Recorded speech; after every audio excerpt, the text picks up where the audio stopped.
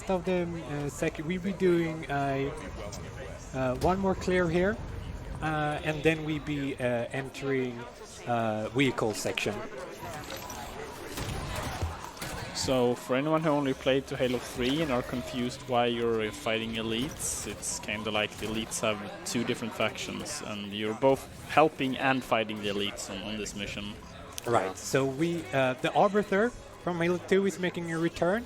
Not a playable character, but we be saving him and saving his factions, who's called the Swords of San Helios. Those guys are colored red. So different vehicles have different colors.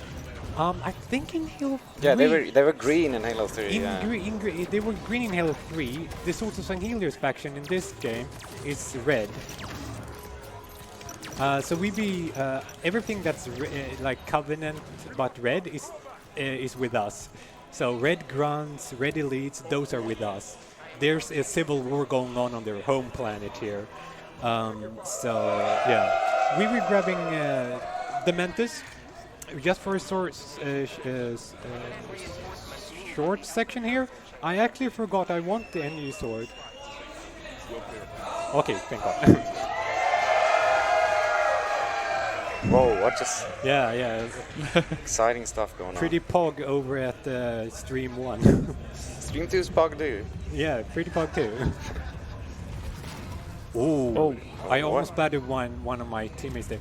Because I entered this vehicle so late, it was kind of finicky. You can actually get launched inside this fight too. But it's like, I never like get splattered with it. So yeah, you'll be fighting with your teammates here, and that's a Wraith over there that's red. It's red, that means it's ours. So we'll be using that one. The color is not, it's not only a skin, it also has different effects depending on the color of the vehicles. So the red ones has extra health. The purple ones is just normal. Also, did I just damage that thing? I think you shot a few rockets at it. Yeah, I think. Doesn't matter, that thing teammates get. I'm not grabbing that one. I'm grabbing a new one, so it doesn't matter for me. This ghost is red, it has extra health. There's the white one, those are ultras. Those we barely be seeing. Those have extra health and like improved guns, really scary. That's like late. Oh, overcharge. We got overcharge. That's pretty. It's fine here. Yeah, so you can overcharge vehicles in Halo generally, which will stun them. Yeah, this is pretty awkward fight now because let's see. Okay, good. That guy did the good thing. 200 IQ elite. Yeah, trying to ram there. me. Oh, a teammate spawned here too, and getting nuked. Fine. We have boom. Veil is in the Mantis there. Let's see here. This is on the timer. Yeah, there we go. I actually be waiting for a little bit of energy shield here, just in case. There we go. Right now, this is up there. Oh my god, what happened there? Up there is where Arbiter is, so we'd be trying to get to him as fast as possible. Pretty nice ghost ramp there. Yeah. Here's Arbiter. The Truga is over here.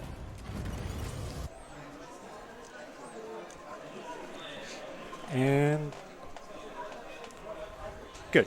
Actually, I was being quiet there. If you there's a cutscene there that you have to like press AY twice. There's like 2 cutscenes I had to skip there. They are unskippable, and it's like 1 minute extra cutscene watch time if you don't like skip them fast. They're unskippable if they start. But this is one of the other auto-scrollers. You just talk to people. The 2 that's left is only 1 minute each. It's not as long as the first one, which is 3 minutes. Not that bad. Yeah. So this is just gear up, and you have like your teammates here with the like red armor. That's Swords and Heels. That's our guys. So pretty much you just do everything in the right order. If you go to Sarah Palmer too fast, you get an extra dialogue. So by not approaching her too fast, like you skip like in extra dialogue and stuff. Minor things. Yeah, not just minor optimizations yeah. during those parts. Yeah, not much you can do. A lot of the time we just running around having fun actually, as we're waiting for the dialogue to shoot around. So this is another mission here, which has a pretty fun section. We be riding our first Promethean vehicle in this game. They have something called the Phaeton, which we'll be riding soon. And also this thing, for those who paid attention, maybe saw this big Kraken. Kraken is pretty much the Halo 5 version of a Scarab. Yeah. So they don't have Scarab, but they have a Kraken. So this is the mission where you go in and, you know, destroy the core. Yeah, take him out the same way as the Scarab, pretty much. Yeah. Board it and kill the core, which is very exposed and easy to destroy for some reason. Yeah. Didn't you ride the same vehicle on last Master Chief level to do out of bounds? Sorry, I have been lying to you guys. Yes. When we got out of bounds on Reunion, we actually was driving it. Yeah. Oh yeah. Yeah. Right. Yeah. I got exposed by my Exposed. Exposed. Nice. Lying. Capital D. So this section is a ghost section. The ghost is really wonky, as you can see, and it's not super fun to drive around in. So I'll be trying to go like slow down when I need to do like turns to not like flip around. It's easy to like flip around and just get ejected from the vehicle. But it's been good, going on good here. We have all 3 teammates alive, I see in my radar, which is a good sign. Because they can spawn in a pretty awkward spot otherwise. So this Kraken we be destroying pretty soon is if you play cooperative play, it's a pretty cool future where like the Kraken is on a timer after you destroy the core before it like goes down. But if teammates is on board, the game is going to be nice and like delay the time so you have time to like abort. So if teammates are in it during and when we kill it, it's going to be like lose us in another half a minute to just be nice to us, to like, oh no, you can save your teammates. But they're not inside the Kraken right now, and commanded them to stay outside. So hopefully they don't teleport in here, so we get a fast destruction here. Pretty good.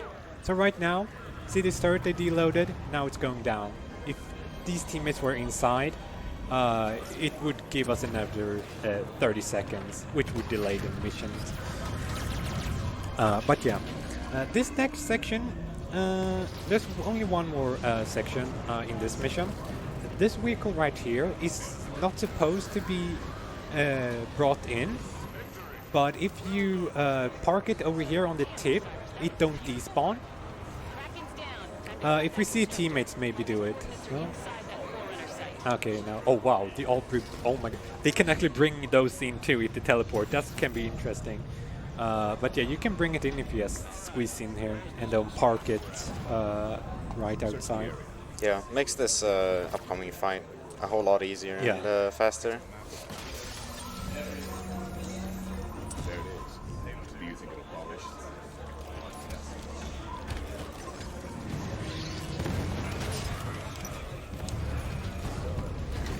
Okay, good. Now this is just some spawn. These 2 knights I really want to prioritize killing, because otherwise they be spawning in some extra watchers. Looks like they went aggro on me, which is good. They can walk back on the far back of this room and spawn in 2 extra of these watchers, which it didn't do. So that was really fortunate.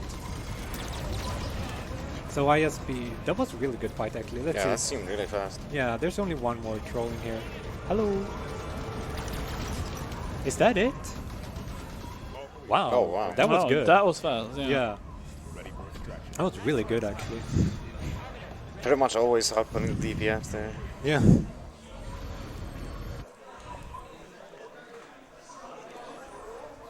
Okay, so this is the very last one of these talking mission, and it's the last talking mission, but in reverse. It's Yeah. the same place. After this one, it's gonna pick up a lot. Another scary section. Yeah, next mission is one of the most scary mission.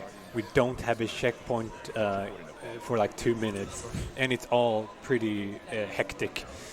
So hopefully we don't be losing too much time. But I actually watch the time right now when we're doing completely fine time-wise. So it's pretty good. Right now, don't want to get close to Halsey before I get the objective to talk to her. Otherwise, she'll be giving us another like dialogue, which loses time. And I also need to skip another cutscene here. There's another unskippable cutscene. If you don't hold A and Y, you're gonna watch another extra 40 seconds of cutscene. That's because of the unpatched version. Yeah, actually, if you play patched version of this game, they have brought in-game timer and stuff like that, and you can like, if you play score attack on, you don't see any cutscenes.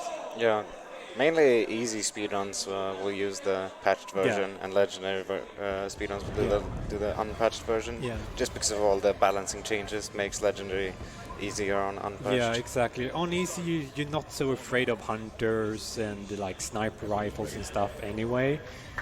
So pretty much you're almost invulnerable on easy. So it doesn't matter so much for them, but it matters a lot when you do legendary combat. This cutscene was we did skip the 40 seconds cutscene, but this one we actually have to watch no matter what. So don't worry, I didn't fail skipping the important cutscene.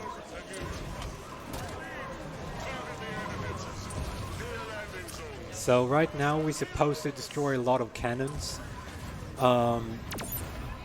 Just skip it. Yeah, we can skip them. We only be. I think we're skipping 3 turrets in total if we're lucky. Sometimes you have to destroy 3 turrets in the end if we like get bad luck. But yeah, you don't actually need to do the objective here. You can just run past. But again, no checkpoints. So pretty monkey has pretty good spawns there with the grunts. Not it was like around the corner and didn't kill us. So grabbing the fuel rod here. Yeah, still no checkpoint from the start. Yeah, so. I know. And that guy had a 1.0 storm rifle and he didn't hit me. Nice.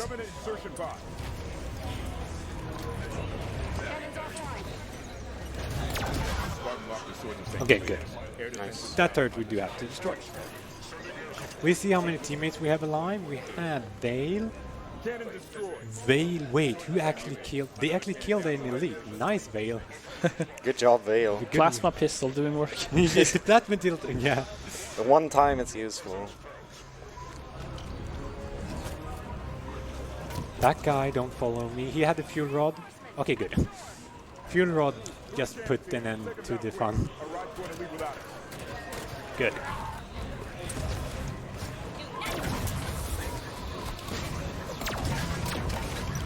We'll be getting checkpoint pretty soon.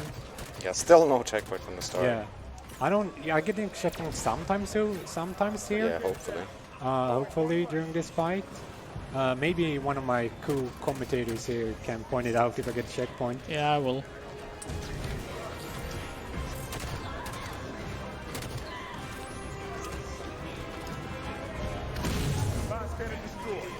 Okay, last cannon destroyed. That's pretty good. We own. Should be getting checkpoint pretty soon out here. Haven't gone one yet, Okay. so don't die. No, so don't that good. Just don't die for heaven.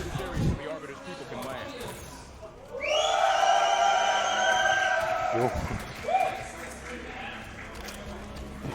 No checkpoints. That was the. Oh, there we there go. we go. Oh, Yeah, There we it is. go. That's good. Okay, Fader Fayon's approaching. Good. Now we be doing a 30-second skip. Yeah, this is a fairly recent one as well. Yeah, this is a very recent one too. We just gonna be grabbing one of these energy sword real fast because we be doing a lot of running soon. And we skipping an elevator here, an elevator ride.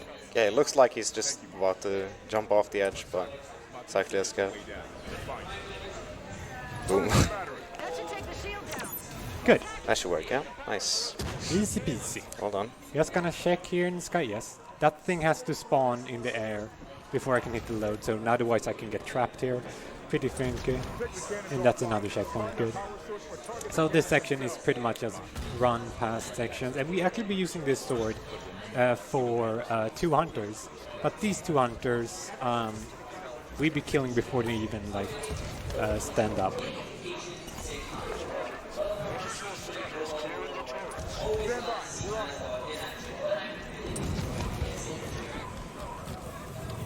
That's suicide grunt? Oh no.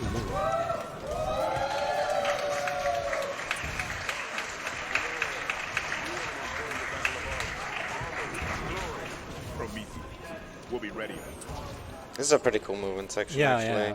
with Pretty lots of jumping between platforms. Yeah, sliding and everything. Really making use of all the movement mechanics here. Yeah, so this is good read, and like also we have the sword which speeds it up another. Yeah, you do get a. I don't know if we mentioned. Yeah, we probably did mention. Mentioned it at the very beginning. Yeah. So these guys 3 hit with a sword and they died. They're supposed to be like terrifying, casually walking up there, and these 2 like hunters coming up and screaming at you, but they're vulnerable during like their rising animation. So if you have balls of steel, just walk up to them and smack them in the back. Let's see. Oh, we actually have 2 fuel rods. Good. This sadly Vale is dead, so I'd be grabbing this fuel rod until the end. Fuel rods be really nice. At the end, we'll be fighting another warden fight, and teammates have endless clips, so every now and then they just spam fuel rods, which is super helpful. So looks like I'd be having a triple fuel rod action going on. Hopefully. Hopefully. They can also just be Completely useless. completely useless and just die. We see.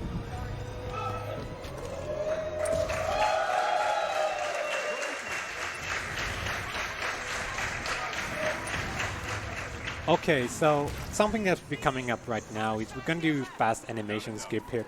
So this little thing, I was initiating an assassination animation on him, but as I did that, I got cancelled out because there's another animation going on there. I'm supposed to get pushed back and like look at this big thing as it chops waves me back, but if I start assassinating something at the same time, we just skipped it to save in 3 seconds. Let's see here. Teammates? Yes, Vale should have spawned there. Yeah, let's see if we get a triple fuel rod going on. Yeah, here's the final fight coming up now. Yeah, hopefully you could be getting checkpoint right here too. Otherwise the game can actually crash on you if you die without checkpoint in this section. Oh, you got it. Nice. Yeah, I got it there. No marathon crash.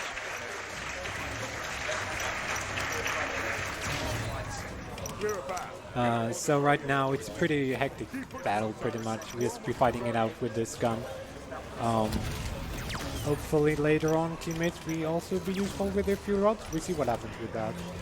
But pretty much I want to get in my position right now to spawn kill 2 more waves of 2 waves of soldiers. They're still tough. I got another checkpoint. Oh, yeah, I missed the... I got a couple there. Let's see the second wave. Oh, they are clustered up. That's pretty nice. Nice. That was Oh, yeah. satisfying. Very good multi-kill there. Yeah, and this guy. I got another checkpoint. Okay, good. So Warden should be spawning in a second here. Yeah, we just need to kill a couple more things, and then Warden should be creeping up on Yeah, us. so he's just getting in position. Yeah, here we sort go. of. He's spawning right now. Yeah. If we're lucky, oh, wait, checkpoint there too. Teammates be using their fuel rods and not their DMR. Switch gun. Oh, buck. Buck luck. Buck luck. Buckler. No one is using their fuel rods. Whatever. I can just solo this. Yeah, he's in responding to that. One more should do it here. Yeah, there we go. There you go, nice. Pretty smooth, no death there. That was one of the most hectic battles. And coming right next is another surfing mission. We'll be surfing on a couple more vehicles. Yeah, this is probably my favorite surfing section of all of them. Yeah. So right now, we spawning on top of one of these big guardians, so we just be falling down. This section is pretty interesting. Your BR just turns into one-hit weapon, So you like crack everyone's armor when you're doing this. And see the ammo count there? 72 in reserve. Keep that in mind. 72 in reserve. And when I'm be going down here, I'll be getting more ammo. So 72 in reserve for the BR. But when I pass a certain section, the game just gave me more ammo. There we go. And also it reloaded the gun for me if you didn't see that too. So it just gave me more ammo and like, yeah, we're gonna reload it. Yeah, the sort of gravity magnet boots thing here makes the movement sort of interesting. More ammo. Look, more ammo, exactly. Game is being generous with Oh, the ammo. I might die now. Oh, but one guy. Oh. That's pretty sad. Ah, I didn't even get checked. You have to watch this later. It doesn't matter. That's fine. The pace is really good too. So. Is that it? You also really vulnerable doing that, so I have to be real careful. Activate mag boost.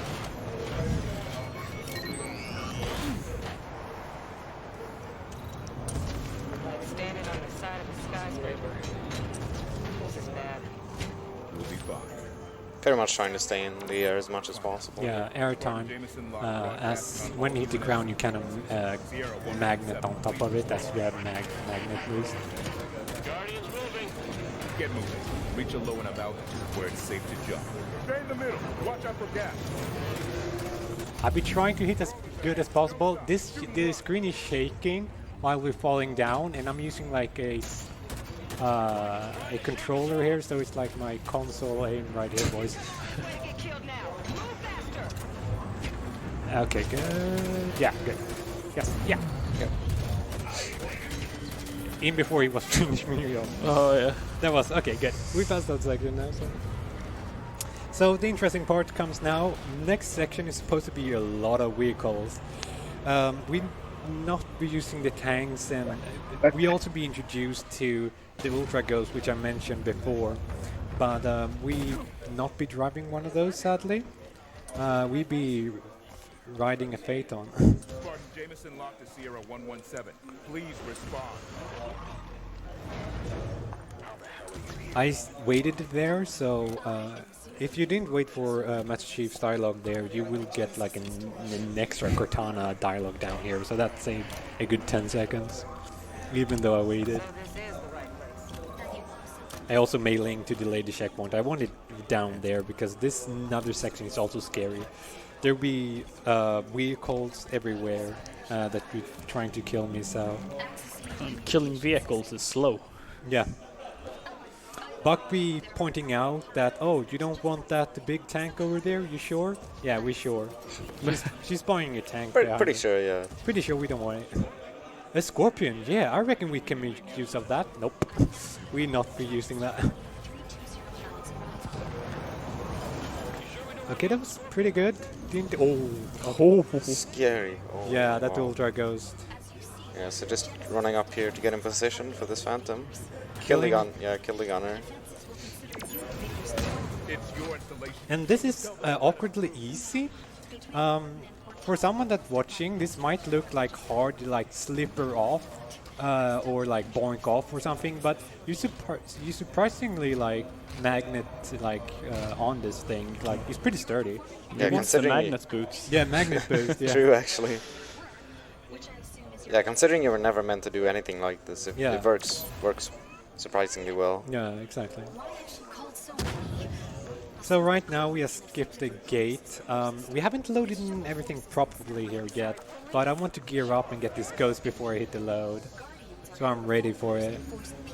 And there's the trigger. And now we'll be trying to not die from another Ultra Ghost around the corner. Those are pretty much the scariest thing in this mission. We got an extra checkpoint there, which is nice too. He's trying to shoot us, but is he... Nah, he left us alone today. Thank you. Cap jump. Is there another way? And we have...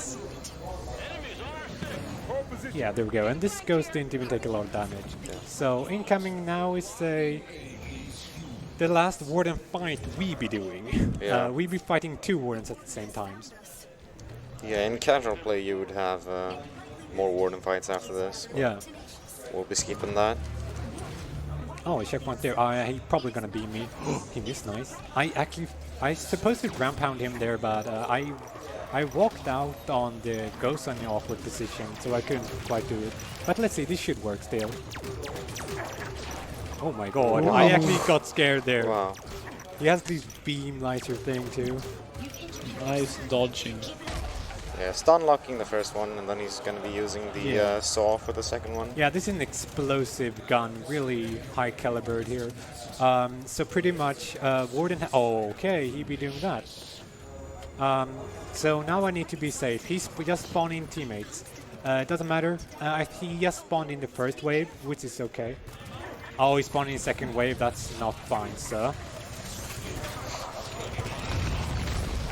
Do I get checkpoint? Yes, I got checkpoint. Oh, Okay. nice. Checkpoint. Let's see here. Well, it's basically over. He just doesn't want to get killed by the by those enemies that he just spawned. Wait, where are there's the cockroach. I mean knights. I call them cockroaches because when they jump, they're big back there. Like it looks like they flying like big cockroaches does. So like they jump around, super scary. Like, yeah. So yeah, this is pretty good pace. This is actually faster than my practice run today too. So we're doing pretty good. 2 final missions, and Warden, we'll be seeing a lot of those guys, but we will not be fighting them. Big skip coming up in the end of this mission, and the last mission. Whoa, that one is pretty broken too. Yeah. But this mission, the last one, playing as Master Chief. The last mission we'll be doing a lot of fighting. No covenants, only forerunners.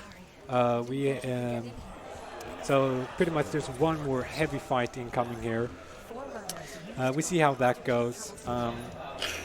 You can easily get like killed while running past the first section, but hopefully it goes well here. Got a checkpoint here. Okay, I got 1 white there. That's pretty if I can pop in. Okay. Or not. Or not. Please. Oh no, I'm nice. probably dead. Okay, that's that was pretty scary. Yeah, pretty short reaver though. Pretty not a short big deal. revert, yeah. I should have actually. Oh my god. Nope. It's like the white guy knows I want to kill him. He's like, no, no, no. There we go, though. Ooh, those two are actually following me. Watch your radar. Those can like creep up on you. And there's another one here. And if you've played Halo 4, you probably have some scary memories from them, because when they bite you, they can glitch out and one-hit you. It's great fun. Yeah.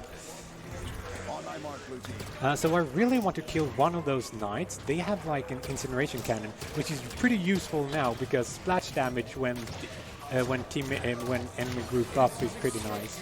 But it looks like he escaped from me, so it looks like I have to fight fairly here. There we go. Come on, sir. He dropped it over there, but it's heavily guarded by these guys. These guys are playing pretty close. Okay, here we go. Wait. Oh yeah, boys, we got it. Nice. It's worth taking the risk there, since if he gets down, his teammates can revive him Yeah. here. Otherwise, that would not be worth trying to go for. No, that would be pretty scary. Okay, actually, wow. I don't want to use it against something that's super weak here. I have 1 more explosive. Okay, at least that guy will help.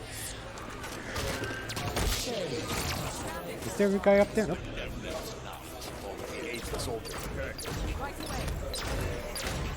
Okay, pretty good fight here, it seems like. Is that it? Okay, there's one guy that's apparently trolling us. He's probably around this corner here. Nope, he's over there. Yeah, okay, he was like, no, no, no, no. Which one settings you say for this faster running There we go, look? yeah. So, 2 more sections here with fighting, and then we to the last mission. Yeah, this mission is basically just a bunch of fighting and then skipping the last bit of fighting. Yeah, so pretty much we're jumping between gondolas, like different levels here. So What is this I'll be jumping option? off this thing, build a be few. grabbing some extra light rifle ammo. If I didn't have my Incen, I'll be grabbing that one too, but I already grabbed that, so I just be grabbing some extra armory. And The gondola's going away. What are you doing? Oh no! Oh, okay. Yeah, so that's pretty standard Halo 5 there. Don't want you to lose a gondola, so it just teleports you back in. These teammates can glitch out here and do like super jumps and fall off the map.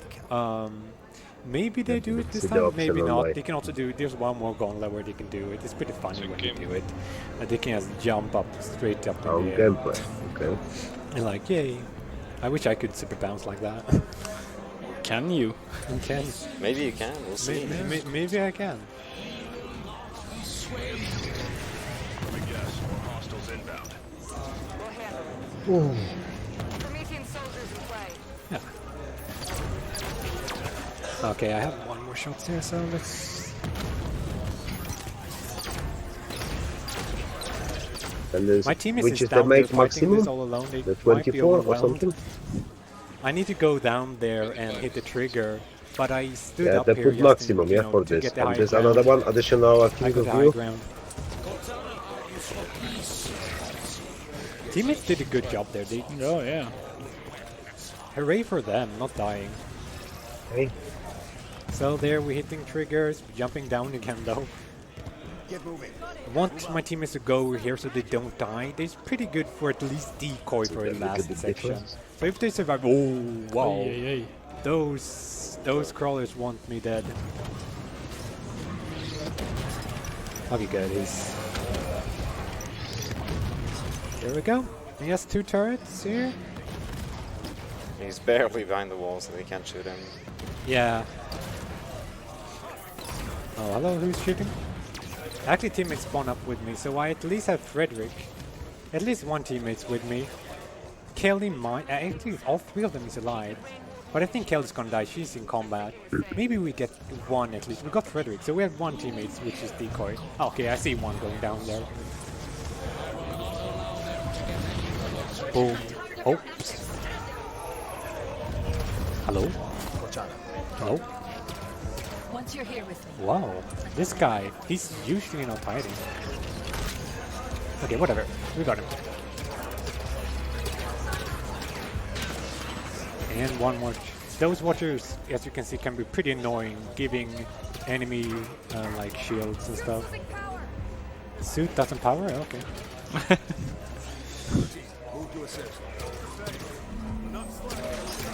Enough slacking, that's right. We got Frederick up here. Yeah, it looks like a pretty non-hectic fight here, to be honest. Just be grabbing this gun. The binary rifle, this is their sniper rifle pretty much. Just be grabbing that and be finishing off the last few enemies of this game actually. We not be killing a lot more. There's like, well, 1 more turret maybe.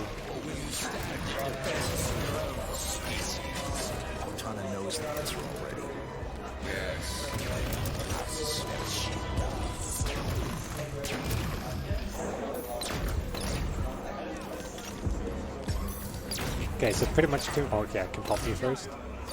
We were always a great team, you and me. Even if you don't agree with my plans, we still need each other. Okay, good. So that was the last fight that we'll be fighting. Upcoming is a major skip. We'll be doing a pressure launch pretty soon. With the pressure launch, we'll be flying over 1 more of these sections, and then we'll be coming inside a arena where you're supposed to fight not 1, not 2, but 3 warden at once. We speedrunners don't like fighting those, so we'll be skipping that section pretty easily. So everyone that's probably played this on Legendary or watched on guides had probably watched the, like, you can just skip that section. That's cheating, dude. Come Yeah, on. actually I've been saying that. I know a guy came up to me and said he beat this game on Legendary, and he said like you can skip the Triple Warden fight. And I was like, dude, you haven't defeated this game unless you actually defeated those 3 guys on Legendary. Then you like get the seal of approval from me. Run not legit. Ron, not legit, yeah.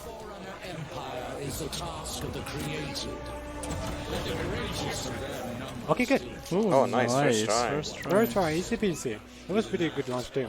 That this section here we are skipping. Invisible ceiling here. And that's the last arena. There's a bunch of like guns and whatnot in there.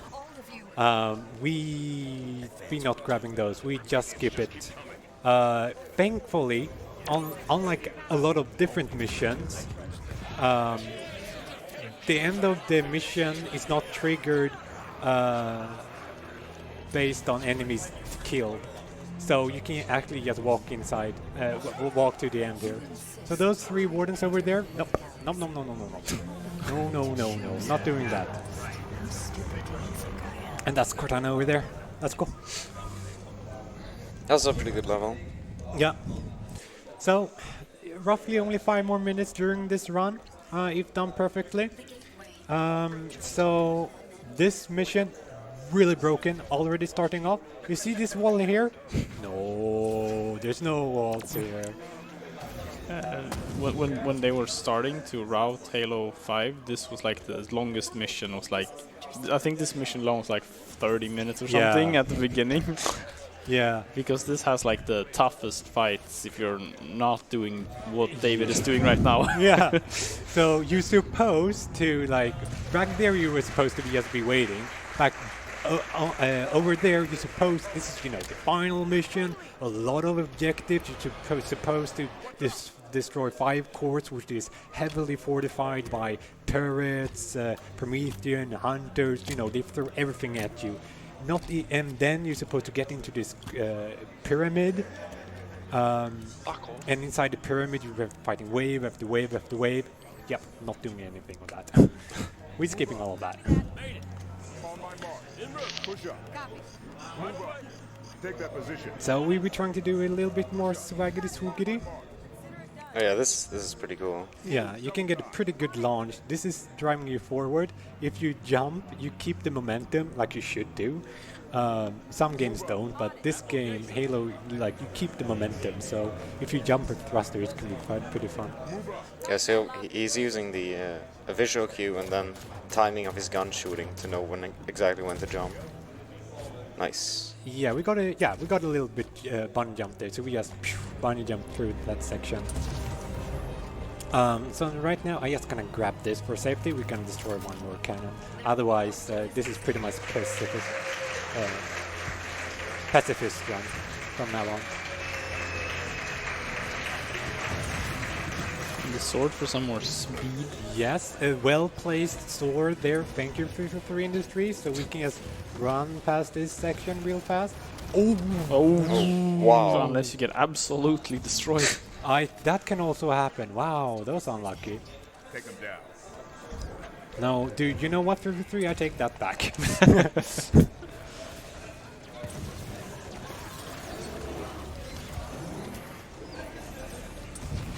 Okay.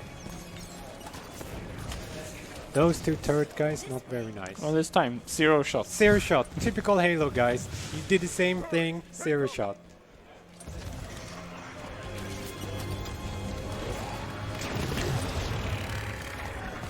Oops. I wanted to do Spartan charge there, but whatever, I survived. Okay, so pretty much right now, typical Halo 5 VSP, trying to get out of bounds and to the finish of this mission as fast as possible. Pretty much from now on, there's no more RNG. Just execution. We see how that goes. Okay, so big skip coming up here. Yeah. This gravitational core is still active. Don't stop, Osiris. Cortana's not waiting for us.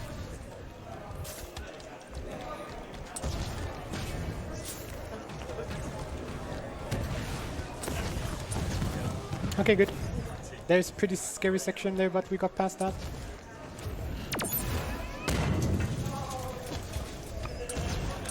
And now you can see the sword looks a baller. Yeah, this sword we picked up is actually a special sword. You can thrust it twice and hover for longer. So without this sword, I don't think this section would be possible. Thank you, 343. Thank you, 343. one of us has to reach the relay to stop her. We didn't come this far just to watch her leave. Exuberant. Lower the shield.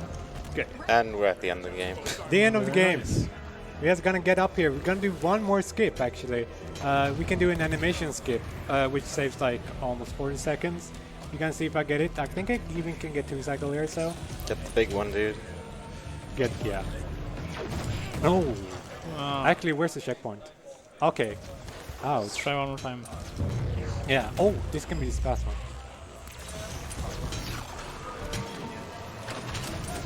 Yeah, there we go. Yeah, good. Nice. So you just need to get far enough where... So pretty much now, the time is coming up in like about a minute. The time is pretty easily timed. When the screen goes black, not right now, we'd be blinking a little bit, but after we walk this little,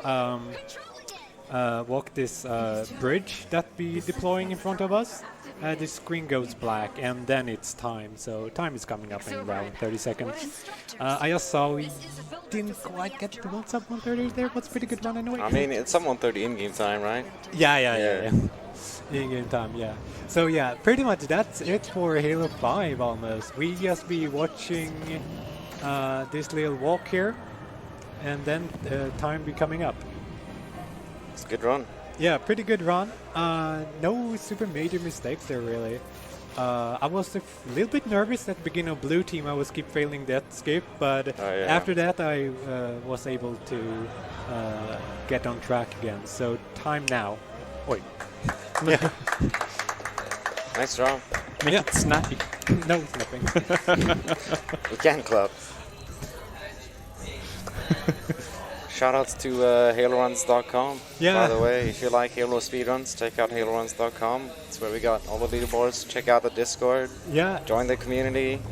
Do runs or just watch. Yeah, exactly. HaloRuns.com, where you can find all your Halo speedrunning needs. I'll be thanking for being brought here or being accepted in here. So I think that's it. Do you want to say something? I don't think so. Don't I think think you so? guys covered most of it. Yeah. Okay. See ya. Thank Bye you. bye. Bye. Bye.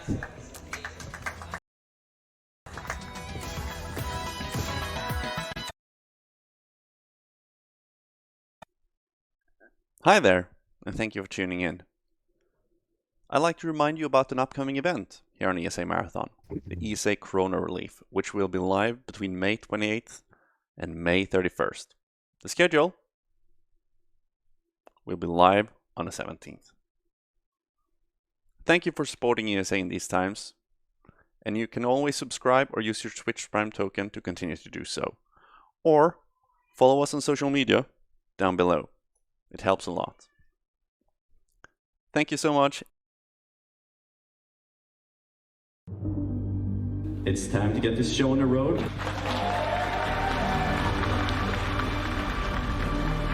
We just cracked the $15K.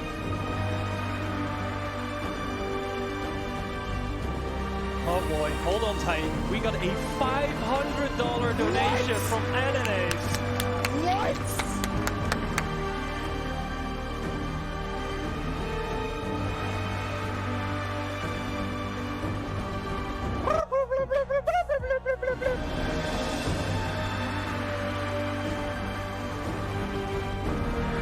Ladies and gentlemen, we have a $1,000 donation.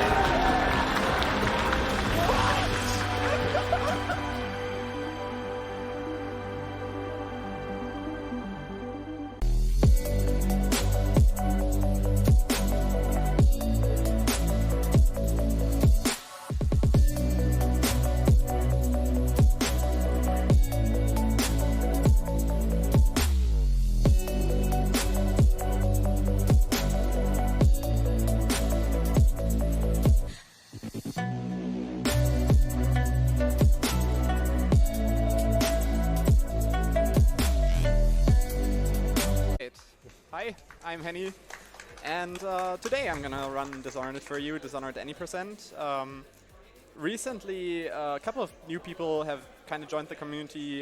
There have been several new small strats and new things. We'll come to that in a bit. Especially one pretty large skip that we were looking for years. This game is pretty old now.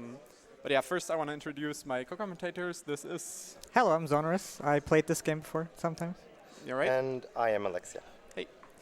And yeah, we're gonna explain the big skip once we get there. We have a lot of time in this during this run because like so many cutscenes, but it's a good run, I can promise. Let's go. Time starts once we move. Now. Yeah! Alright, so first trick coming up very soon, it's called Elevator.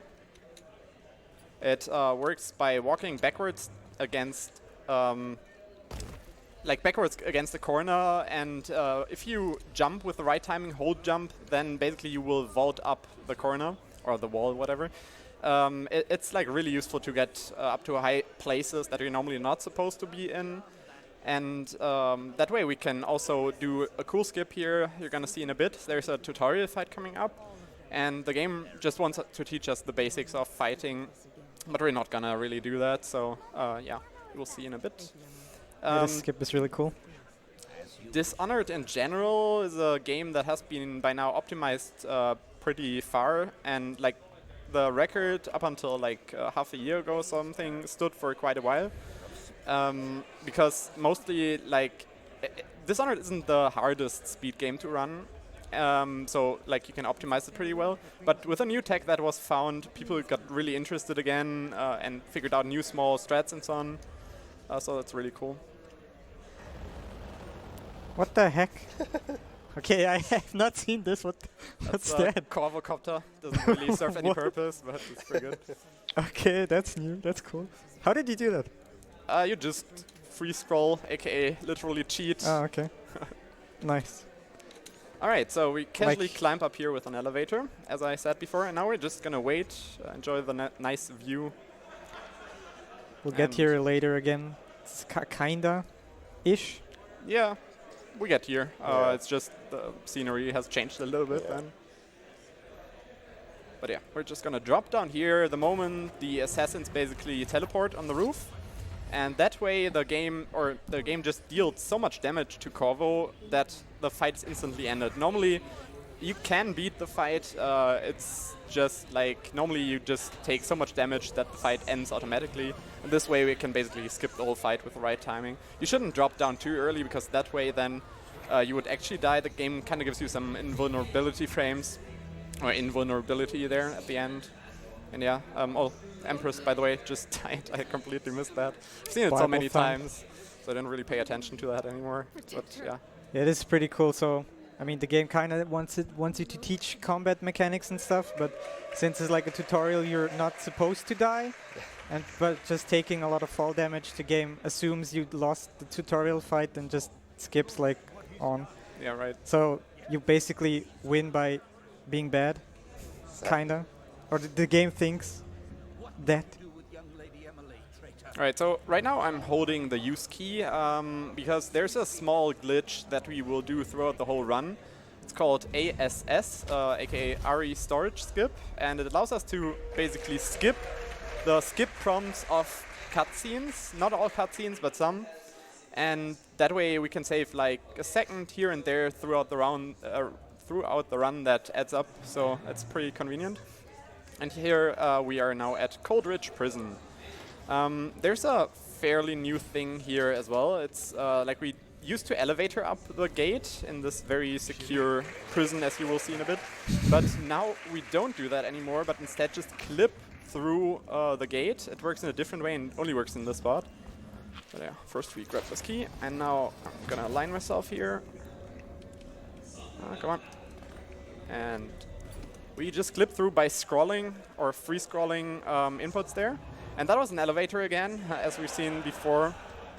And now we're out of prison. Easy as that. Yeah, if you jump in the water want to escape prison, just climb up to the rooftop and jump into the water. Like, that's how it works. Easy. Small thing here, vault. Like, if you have a climbable object, you can, with the right timing, just vault over it instead of climbing it. Saves a bit of time again as well because, yeah, you don't get the animation. And here is where the route changes. Gonna elevator up here, drop to the right. Yeah, this is pretty new tech right here. It's like the last 7 months it's been like this. Route. Gonna play it safe here. This out-of-bounds route was known before. There was just a certain spot that we could not progress from that spot on. Luckily now we have found a method to progress, so you'll see that in a bit. But first up, we just basically go through this whole area out of bounds. It's actually pretty cool, out of bounds section. Shoutouts to the guards up here, guarding out of bounds area. Alright, climbing up here, this rock is fairly tricky, but yeah, nothing too bad. And now I will lower the FPS to 60, because this makes this much easier. It's like some people might think that's controversial to lower the FPS or allow that, but otherwise this skip almost wouldn't be possible, so we just agreed on that. But yeah, that way we could get over that wall, as you've seen a little bit ago. And getting over onto that wall allows us to get here to the end. So that was a thing, like part of this skip that people tried to look for so long. It's like this game is released for, I don't know, 8 years now or something, and people looked for that probably like 6 years, and now it finally got found. So big shout outs to Votjem, who was the former world record holder as well, and who figured that thing out. Several people have contributed to the out-of-bounds route, making it consistent and fast and so on, but yeah, the thing that held us back, he found, so that's really cool. How much does this actually save time-wise, kinda, estimated?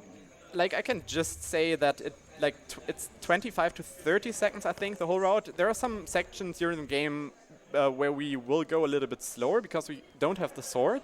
Normally you pick up the sword inbounds there. But since we don't do that, we have to go by different means, like buy some additional grenades, buy some spring razors and so on, which is a bit slower, but in the end it still saves 25 to 30 seconds, so it really lowered the somewhat optimized record by quite a bit.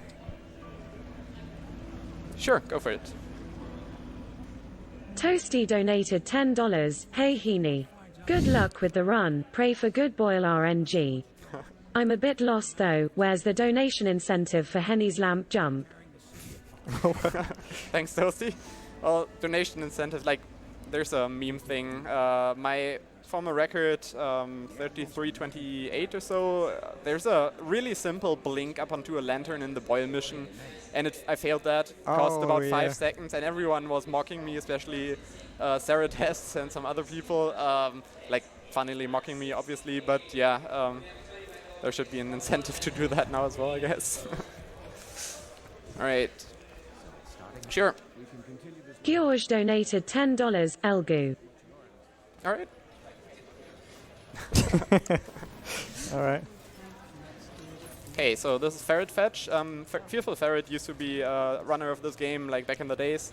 And he unfortunately doesn't really speedrun anymore, but he figured out quite a few interesting things and skips, so big shoutouts to him as well. Yeah, he also contributed to other speed games quite a lot.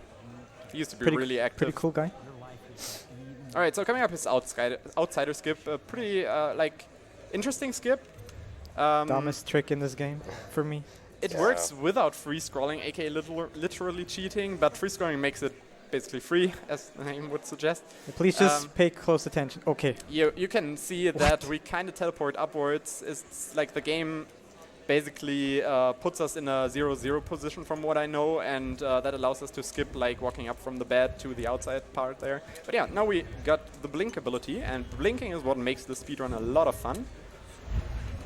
So we're just gonna get down here, grab this potion in here, and it's really important that you pick up certain potions in certain spots, don't waste blinks and so on, because the mana route is really strict for this run. It as I said, it has been optimized very well. So if you mess something up, you kind of need to improvise at times, maybe get a regen in certain spots. But yeah, if you started out running this game, you don't really need to pay attention too close attention to the mana route. But once you get like, say, sub 38, 37 minutes, you really want to work on that. It saves a lot of time. Alright, so also we're playing with a Void Fortress Arsenal DLC, which gives us some items and money in this room. It's really nice because you can buy some stuff from the merchant here. Gonna just blink down here. Wasn't supposed to pick that up, but yeah, Piero is here selling stuff. Gonna pick up a rune, grenades, and obviously potions. And I might have actually. I think I need to go back to there. I didn't have enough money. Oops! Come on, game, please. I'm just gonna get up here. I think I missed one potion. One pouch. There, exactly. No too big deal. I'll just buy some stuff here. Now we need the screen races because of the fact that we didn't get the sword.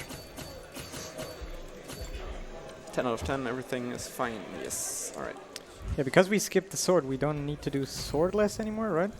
Yeah, an that's old also old side kind of effect. trick that allowed us to go a bit faster, but since it's out anyway, there's no point in explaining it anyway. Yeah. True. I tried to skip a cutscene here. If you blink far enough left, then you will skip the encounter there. But it's no too big deal. It's only like a 2-second cutscene.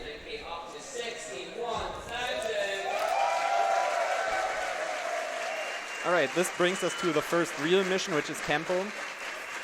Campo is somewhat tricky to do fast. There are certain areas where, like, if something goes wrong, you don't really have a chance to recover or quick save. Generally, this game, as compared to Doom, has quick save, so that's nice. But you can only quick save if you are not in a combat. So you kind of want to know where combat takes place and where not.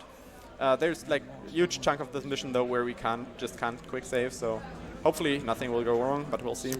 Yeah, by the way, get used to this view right here, because you will see that quite a lot Forgot from to now introduce on to the end of the game. This is Samuel, our fellow boatman, and yeah, he's totally not gonna betray us later. No. And he's totally maybe not gonna die,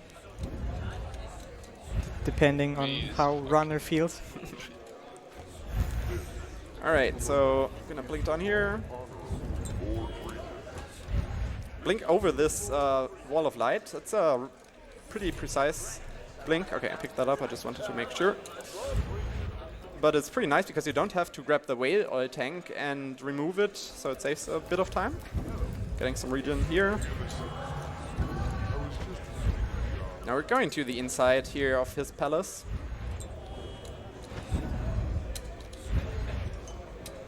Oh, I wanted to vault over there. For safety reasons, actually grabbing this potion here. And now we kill Campbell with a string razor.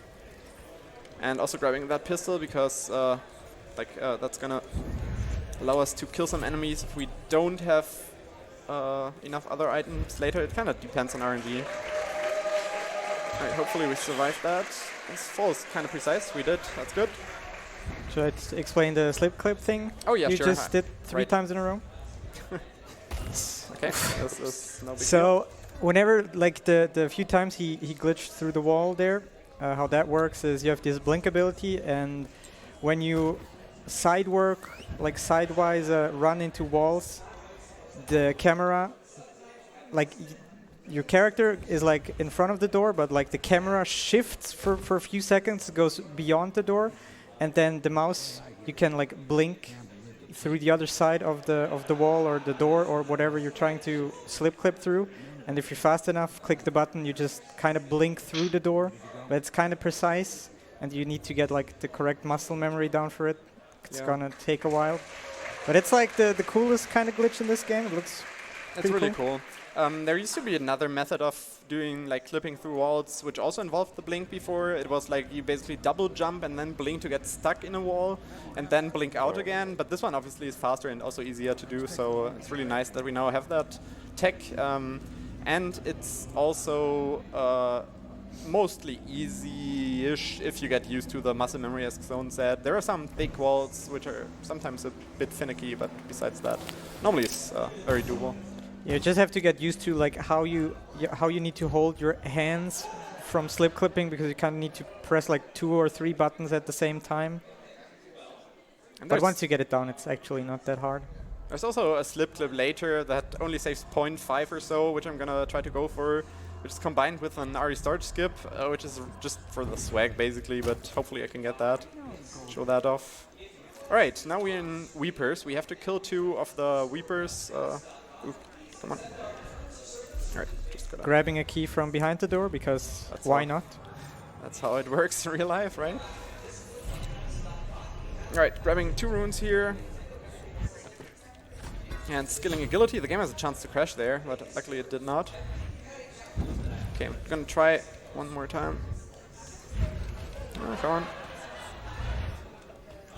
Okay, didn't get it. Like, there's a somewhat hard slip flip you can do there, which saves a little bit of time. It's really cool because you kind of activate this cutscene from beneath the map. Didn't get it, unfortunately. But yeah, as I said, it's not too big deal. The problem is if you're trying to do, go through like a straight wall or door, it's not that hard. But if you're trying to go through like a curved wall, then things get a bit harder. Yeah, also the angle and the timing there is really specific, so it's not too bad with control territory. Yeah. I can't really do it. Not all of them. But I'm not really good at this game, so. I mean, you have a sub 40, that's not too shabby. Sub 40 is like the first real goal if you pick up this game. It's not too hard, as I said, but on the leaderboard, I think I'm on 97th or something. So, yes, I'm pretty decent, I guess. All right, so next mission, Golden Cat. Golden Cat is actually a quite long mission. Has some fairly precise tricks and things. How do you think? And there's also some RNG involved. Nemesis has been enough for kill the... like 2 Pendleton twins, and they can spawn in different locations. There's 2 sets of Hunters. locations. One is a bit slower, but it's no too big deal. It's like one of 2 cases of RNG in this game. This is like the not as big one. Yeah, one of them I killed with the Nemesis one shot. Alright, so I'm gonna save some mana because I'm kind of short on mana because I wasted 2 blinks in the previous in Weepers. Just gonna get some regen here. Grabbing a rune in this room. Yeah, by the way, if you don't already realize that, runes are used to skill, or like learn new abilities and stuff. True. Some of them turn out to be quite useful. Right, here's a fairly new, or at least a thing that wasn't used before, like 2 slip clips. I think we got bad RNG. That's just fine though. Can show off cool out of bounds. I'm gonna do like the old strat. There's a slightly faster strat that is really precise though. So yeah, I'm gonna align myself here, quick save, and kill him with a grenade down there. Luckily, hopefully, I think he should be dead, or yeah, I think he is. The game sometimes updates it so late. great. But it's like a really precise grenade throw, so happy that worked first try. Alright, now we still need to skill Blink 2. Oh wait, I forgot a rune, no. That's not a big deal. Yeah, Rune is around up there. Yeah. Yeah, just imagine being the guy downstairs in his room and suddenly there's a grenade coming from somewhere. You die. Feels bad.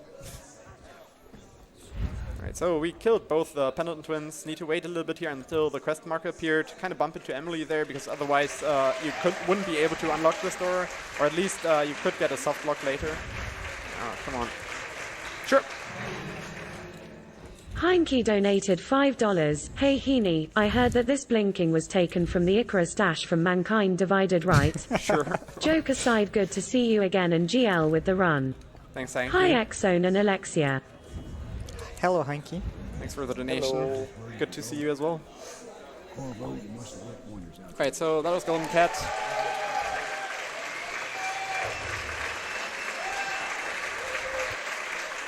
And now we get to see the best, aka worst cutscene of the game. Just pay close attention to the insanely good dialogue writing here. Professional written dialogue right here. Right. But yeah, is there anything else we can say about glitches? Like, we as Zone mentioned before, there's no swordless anymore. It used to be a trick where if you basically swing your sword and then sheath it again and then right-click, you would be able to just have the blink hand out, but not the sword, which you're normally not supposed to be able to. But if you do it like that, you will only have the blink out and can run faster. It is really nice for the speedrun, obviously. Yeah, if you have the sword in your hand, you walk a bit slower. Yeah. And of course, that's unoptimal. But yeah, now we don't have to worry about that anymore. And if you don't have a sword, super automatically dialogue. Run that fast. But yeah, just gonna let this dialogue speak for itself. Pleased to meet you. As am I. Would you like to see your room in the tower? Can I see it? Yes, you may. You'll get to see it all. The entirety of the Hound Pits. Good. Good. The amazing place. I'll see you later. Amazing. Amazing dialogue writing. Instead of cool, instead of good, she should have said cool. That would have been nice. Super cool. Cool. Super cool. Alright, so between the missions, there are intermissions like this, and there's usually not really much to do there except like trigger to NPCs or something. But you also want to pay attention to the mana route here. So now we have to go to Lord Pendleton, who stands up here. We are skipping all the dialogue because obviously that would be slow if we didn't. And here with the bar, we blink to the left side of it, because if we blinked right into the counter, there would be a chance of the game soft locking. We obviously don't want that. And sends a pattern here with might to crash, might soft lock. Luckily, Dishonored is kind of stable, doesn't have too many soft locks or crashes. There could have been one like in Weepers, like if you blink out of the water and skill something in mid-air, like we did with Agility, the game sometimes can crash. It rarely happens, but it can do. It's kind of annoying, especially if you're on a good pace, but yeah.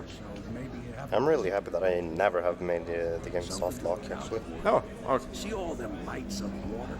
I mean, I kind of tend to attract soft locks in every game I play, so... That's unfortunate, but true. Still remember the days when I ran Bioshock Infinite actively and I had like a different kind of soft lock every day. It was pretty amazing. Yeah, you guys at home watching the stream who've not familiar with Dishonored speedruns might have already picked up that there's these boat sections, these cutscenes are quite long, and as it turns out, and how is the Nemesis? a big chunk of the game is just talking with people and being on the boat. Yeah? So it's actually roughly 13 minutes of gameplay, and the rest is just cutscenes, believe it or not. I like that though, it's comfy, really comfy speed and game. how long for the maximum? Oh, it depends. Sometimes it's annoying when you just want to be fast in your speed game, and then there's all these annoying cutscenes in the way. Alright, so somewhat new thing here, just use a grenade to trigger both of the whale O-tanks. Hello? I'm stuck. Interesting. Nice. Gonna just go down here, I guess.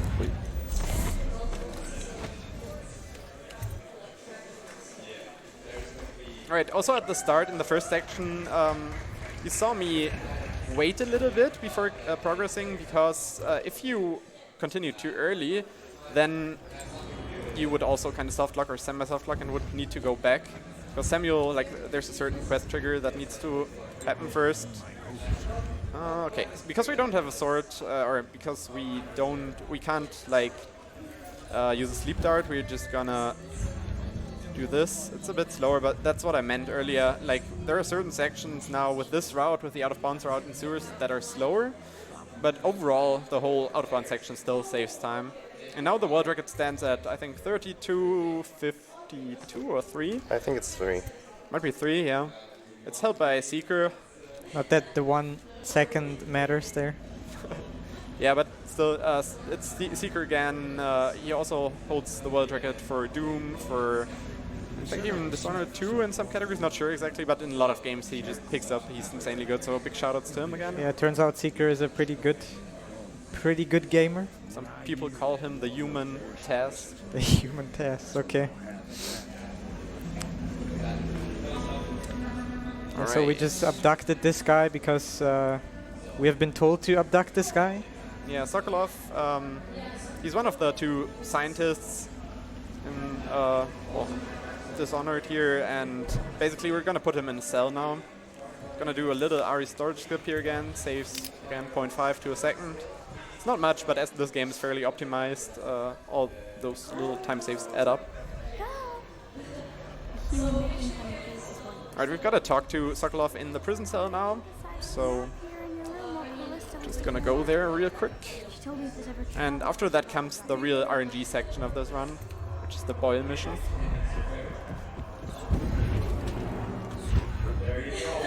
Nice hot fall. Gonna attempt something here. Yeah, it's pretty much always the same. You're like in your hub area, which is here, and then you get Then you go to a mission and you come back here and you do some talking. Then you go to next mission, back to hub world, and so on and so forth. That's like the structure of this game. I'm gonna try to go for basically a combined RE storage I think skip you and did. a slip clip there, which is really awkward to do because of your like hand needing to press 6 buttons at the same time or so. Kind of failed it. It only saves It's 0.1 like though, if you get it. You need to press like E, Shift, jump and A lot of what's buttons. D and I don't know. Way too many buttons. Anyway, this is the Boyle mansion. It's the main RNG part of the run. There are 3 Boyle clones basically, or well, 2 clones and 1 real Lady Boyle. We need to kill the real one. Obviously, you can't really know before because it's RNG, but we can try something. All right, so first up, lamp jump. Dang. Yeah, nice. Nice. Dude. Got it. Got it. First try. Was important. All right, we talked to Lord Shaw there that saves like a little time there in a dialogue after this mission. Okay, what we're gonna do is we just kill the first Boyle here because she would be the fastest to like kill or to get rather. Can I? Okay, all right. Reading a letter out of bounds there. Okay, we did not get good RNG, which you can say in the top right. So we have to kill all 3 now because of us picking up letters through the wall. The game is somewhat confused, and yeah, this is like a 20-second time loss roughly. So we have to go to the other one. Where is she even? Yeah, normally There she you're is. supposed to pick up, like there's a bunch of letters everywhere in this mansion. You pick them up to find out who's the real one. But since we kill one and then pick up like all the letters which are kind of out of bounds, the game gets really confused. And if you don't kill the right one instantly, then you just need to kill both others. Wow. Wait, what? Why is the game still showing? Quite confused right now. But there is also one way to make this one safe as well. There's to like reload the top floor to get the right picture. Not sure if I just soft locked. That would be amazing, like having talked about soft locks before. This is Seems like kind of. Might need to restart the mission, which is unfortunate. Yeah, there's some old strats which are obviously slower. That's why they're old. But there's like in this first room, there's a picture, and there's this strat where you can like save the game and load again. And depending on the RNG, the border of the picture will be different. And I think if it's like a golden border, then you know you're on the right picture, like the right RNG. And then it's always the one like there at the stairs, there, right? Yeah. Something like that. It's the stairs. But like reloading the save a bunch of times could obviously be pretty slow. Yeah. Yeah, but it's a better idea for new runners, or if you don't really go for the record. So. Alright, let's try this again. I might have softlocked by leaving the mansion too early, I think. Alright, try this again. Use the spring razor. Get up here, grab. You kill that one. Come on. Grab the out of bounds letters. Maybe get good RNG. Nope, obviously not, because marathon luck. Now we have to kill this one. Jeez, I know. Since you killed one before knowing which one is the real one, you just need to kill the other twos. Right, regardless which one is the real one, which not. Right. Now we didn't soft lock, which is good. But yeah, this mission is really obnoxious if you grind for the world record. It's like a 33% chance. It's not too terrible, but it obviously is annoying. And there's a certain person called Jen Mamrick who is notorious for getting bad RNG. He once got bad RNG, I don't know, like 40 times in a row. It's insane. Just, yeah, never lucky, I guess. Okay, that's the Boyle mansion gone. So we have Tower left, and after that the game's obviously finished, as everyone knows. Of course. Another small intermission here. Talking to our best buddy Samuel right here. This intermission is kind of boring, lots of dialogue. Luckily we can at least save a little bit of time, thanks to talking to Lord Shaw before. Oh, come on. Oops. Yeah. Alright, whatever. please, Lord Pendleton. You did it. You did it. You did it. You landed on my head. But Boyle was a Viper. She helped the Lord Regent kill the Empress. So I don't. All right, so in Tower, I'm gonna attempt a new route, which is actually pretty cool and faster by like 5 seconds. Seeker found, I think. It's normally we were supposed to go like in the the tower itself and use the non-lethal option, like taking a script and letting that be read out.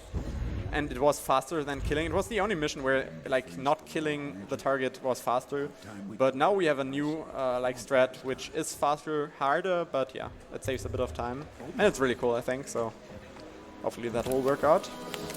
Yeah, for everybody who has never played Dishonored, it's like the assassination game where you can finish missions without killing your target, which, like Kenny just said, was faster in the past in this mission to not kill the guy, but turns out it's actually faster to kill him if you know how. It's like really interesting, I think, that for a lot of games that are dead at a certain point, or like nobody really actively runs the game, they're supposed, or people think that the game is so optimized that nothing can be like, no time can be saved anymore. And then some new runners come into the community and just come up with creative strats or new ways.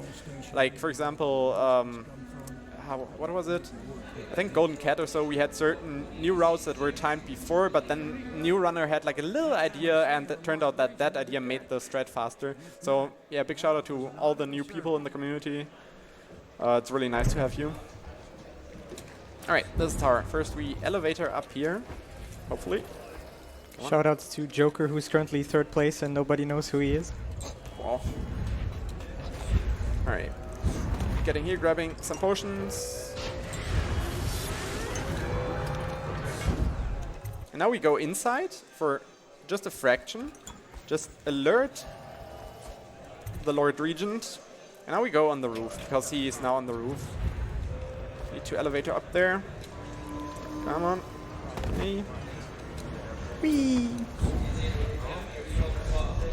Precise grenade throw. This is actually really precise. Should have worked out, I think. Yep. Alright, nice. Land here. You can do this without a hard fall, but for me it's like one of the harder well, double blinks. I forgot to explain those. I think it was actually the first, no, it was the second one we saw. But a double blink basically consists of a jump, then a blink, another jump, and another blink. And if you do it right, if you just aim right, then you will not get a hard fall animation. There are different states that you can be in depending on your angle, depending on your height, and so on. But yeah, you generally don't want to have the animation. Obviously, that saves some time. Yeah, now we won the game, right? The bad guy, all the bad guys are dead. The Lord killed the Lord Regent. Everything's fine. Who killed the real Empress at the start of the game? Kinda, not really killed her, but like was behind it, kinda ish. Yeah. Alright, so I guess we can celebrate now, have some drinks with our good friends here at the Hound Pit pub. Sounds good. Of course. Samuel's gonna wait here. Thanks.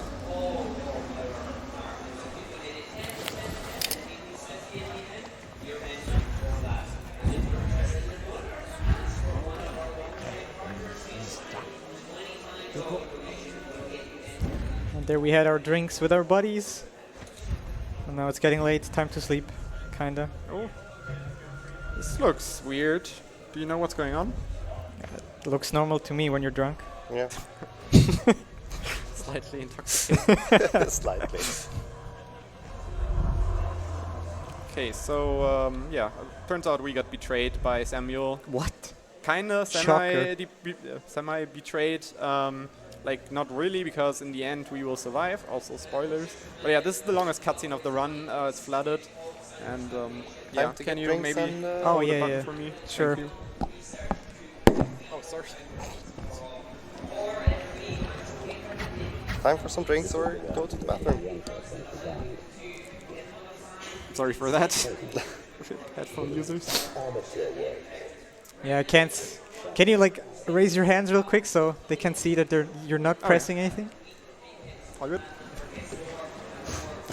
Like technically this is a co-op run now, I guess. Yeah, I mean, I'm pressing the F button for like maybe you want to explain again real quick what this does. Why am I pressing the F button? Oh yeah, right. There was like a skip prompt before the cutscene that if you hold right after it the F button, the use key, and just hold it throughout the whole of this cutscene, you can skip another prompt, which is at the end of this cutscene, and that saves 0.5 again. It's totally worth it. Every Insane runner, time save. It's also a rule of Dishonored. Every runner who submits a run needs to do this, because otherwise your run will be rejected, unfortunately. Yes. You just have to press F for like how long? 2.5 minutes. 2.5 roughly, minutes, yeah. Just it's like a workout for your finger. It's cool. Pretty much. I know a great deal, bodyguard. But yeah, I really So yeah. appreciate you helping me out here, so I can Typical relax a Fs little in bit. chat, so A gift from because that's what I'm doing. one who talks to you in the dark. Yeah, by the way, dialogue and stuff, story, plot, happening, I guess. Too. And I know what it felt like to shove a blade into your embers. I want to have a sword like that. It's pretty cool. Who you are, and who you fight for. Alright, so yeah, we're getting thrown into another prison right now. This part here is, by the way, really good. Like, wait, just. Alright. What hit me? Like, what hit? I'll take over again. Thanks for Xone. Thanks Xone for. Thanks for Xone. Alright, you saw there a prompt got skipped. No totally problem, worth by the it. way. I'm always here to help you, my friend. We saved 0.5 seconds. Worth it. Totally worth it. Alright, so now we're in this barrel thing together with some rats. You're supposed to throw some bricks at the wooden crates up there. Not gonna do that because Obviously we can too clip slow. through walls. Yeah, this is one of those slip clips again, where like the wall of that thing is like slightly curved and therefore a bit harder. But since Henny's a pro at Dishonored, no problem. Alright, so we clipped out there, did a double blink. And there's also a slight route change here, even though like it's not really that new. But normally you are supposed to kill Doubt or spare him, but you still have to grab like a key. Yeah, we can just go out of bounds, swim in the water, which is conveniently placed underneath the map, and open the door from the other side, which does not need a key that way. So that's really cool. Yes, I need to emphasize on that. Like, that was... You activated the door from the other side. True. If you just look at it, it seems kind of normal, but... It's actually not really inbounds, technically. Alright, so here are some walls of light. We're just gonna... oh my god. Oops. Disable the wall of light. And here's a pretty hard slip clip. Yeah, this is really dumb. Wow. It's a really thick door. Right, so what I'm doing here is quick saving, quick loading. What that does is propel us forward because the FPS lowers, and if the FPS lowers, then you will like progress faster in a stream, basically. And yeah, that way we can just skip a little bit of swimming there. And yeah, this ended flooded. One of the more technical parts of the run. Also longest. True. It's one of the shortest missions, if not the shortest. It's Loyalist. Basically, we have to signal a flare for Samuel to pick us up. Come on. What's kind of awkward is if you miss a slip clip, you kind of lean or get stuck at walls. And that way, like, you can't really see how far you're tilted or how far you're away from the door or wall. You can undo that by opening the power menu, for example, but that's kind of slow, obviously, so you want to usually get the slip clips first try. But yeah, here's another thing called Finzi's Fast Fade Out. It works by blinking next to the boat, then accepting the dialogue. And once we can blink again, we will blink towards the shore. Ought to be something to see. Not sure why. Okay, that was still Finzi's Fast Fade Out, but not the fastest way. I think I couldn't blink there for. I think you need to like blink towards him first as well. Normally you can blink right next to the boat, then accept the dialogue, and you can blink again. Very technical it's only thing. Doesn't really save much time. It's pretty cool though, because the game just fades out while the dialogue is still going, and it's like a second faster if you get it. Anyway, this is the last mission. It's gonna be close. estimate-wise, but yeah, we Okay. shouldn't be much over it if This so. one. Yeah, since it's the This last one. mission, so Ah, guess this it's is time fun. to say Like a hockey goodbye mask. to Buddy Samuel. Hopefully nothing bad happens to him. Literally goodbye. He has done many great things for us in the past. Right. Was a really great friend. Always did boat service for us. And Right. Bye bye, Sam. whoops! Nobody saw that. Happy little accident. Oops. Now we You just don't have to do that, by the way. It's just it's optional. it's optional. Optional content. Double blink there. Let's see if we can get a hole in Mission one. accomplished. Nope, not far enough. But yeah, you can basically get into the elevator here if you hit the hatch like perfectly.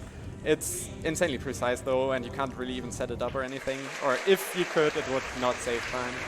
But if you get it, it's really cool. But we're pretty much done now. We just have to get the key for where Emily is being locked up and open and free her. Oh yeah, fun fact. If Samuel dies in every other mission, you get game over. But in the last mission, it doesn't because it's last mission. True.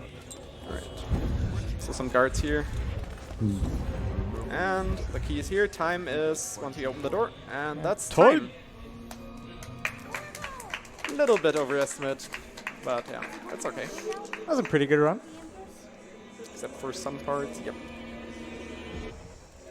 Alright, so that's Dishonored any percent. We had a donation incentive, which was a bid war between the two DLCs. Knife of Dunwall. Knife of Dunwall one? Yeah. Okay, alright. Perfect. Like both are cool in their own way, but yeah, we're quickly gonna set it up. It should take only a couple of minutes, and then you will see like the really short Knife of Dunwall speedrun any percent as well. Guiding her young mind and protecting her from those who seek to exploit her or cause her harm.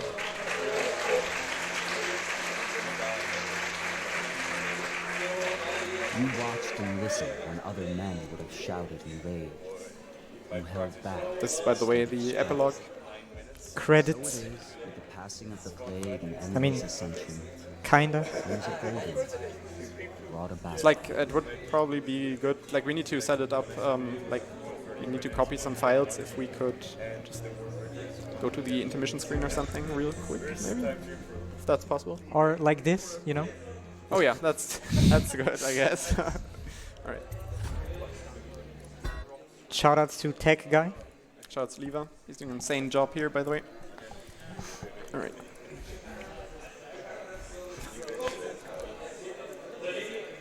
Yes. 10 minutes. Bit less.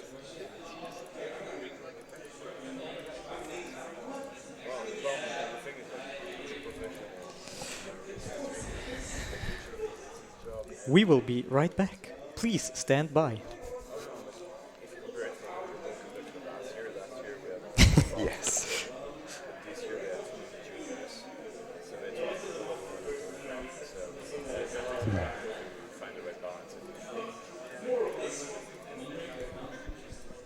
Yeah, just to explain again for everybody who maybe didn't quite catch it, Henny's gonna have to switch some files around real quick for the DLC. Yeah, because the DLC got coming up. released with a later patch, and with 1.2, which is the old patch we were running for the regular any percent, we can only play the original game.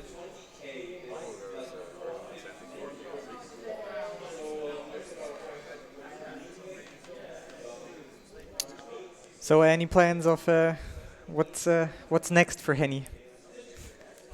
I might come back to Dishonored, like the regular run any percent, because of the new strats and so on, and really grind that. Kind of want to get a good time with that. So, besides that, maybe Doom. Doom is a cool speed game as well, obviously. Bioshock Infinite, I have some work to do, so a couple of things to do for sure. I just want to emphasize real quick this guy here. He's currently 5th place on the leaderboard with a run that is from 2016. That's how good his previous world record there was. 3 years in the future. Heinke, dance for us.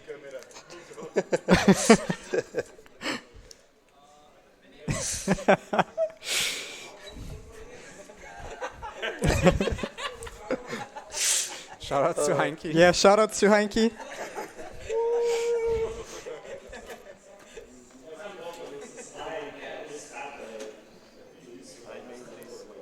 Shout outs to Steam for installing stuff.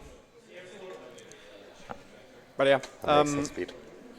if you want to donate for this amazing event, we have a charity going on. It's Alzheimer Foundation, and it's like a really important issue, really terrible disease. So all donations are well appreciated. Currently, we're at $61,000, which is Whoa, that's a already lot. pretty amazing. Last time I checked, we were at like 50. Right. Damn. Yeah. Really picked up in speed in the last day. So yeah, thanks a lot for all the donations, guys. All right. DLC should be coming up in any second now. All right, I think we're ready. Yeah.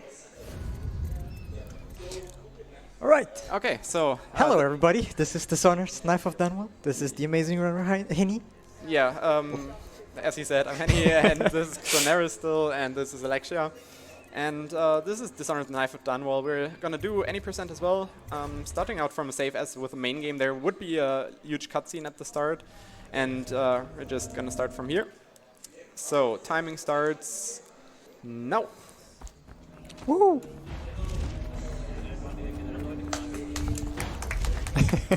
Alright, so few things are different. We are playing as Doubt. Playing as Doubt is like his blinks are shorter, but you don't really have that big cooldown, which is really nice. Now we can buy some stuff. We can buy some stuff at the start of the mission. Yeah, Doubt, by the way, is a guy. Antagonist from the main game. Yeah. He's there. He exists. Skilling He's agility the here. guy that we spared in the first one. So the DLCs have 3 missions each, which are really not that long. That was a double blink, by the way, without a hardfall, which is nice. So you first have to get in here in the meat factory, or the whale meat factory, I think it is. Another interesting thing, oh god, another interesting thing about the blink mechanic of Doubt is that he can stop in midair, and that makes certain like blinks easier. Come on, I should not fall down there. Easier, especially when casually playing, obviously. All right, grabbing some runes here. Come on.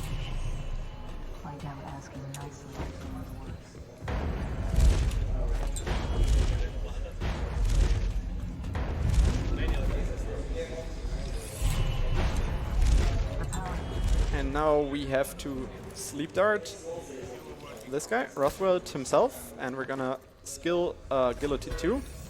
Agility is useful because it makes the character faster and also lets us jump higher. Slightly new route thing here. We can slip clip here on this table and slip clip in here again. It's a bit faster because otherwise you would need to shoot like a dart to distract some guards. Oh, I should have him with me. Shout out to the woman who just doesn't care that we just abducted this guy, standing right next to him. True. We need to take him to the interrogation chair, which is here. And we may or may not electrocute him. Don't worry, he's fine. He's fine, don't worry. Likes it. You don't see like the dialogue, but he now tells us what we want to hear. Alright, we're gonna leave him in the chair though. Don't worry, he's fine. Because we're nice. Yes. Alright, and that way we can leave. Here you can actually see Swordless. It's harder in the DLCs because of the timing. Timing is different. It's like the animation length has to do with it, but it's still like very useful.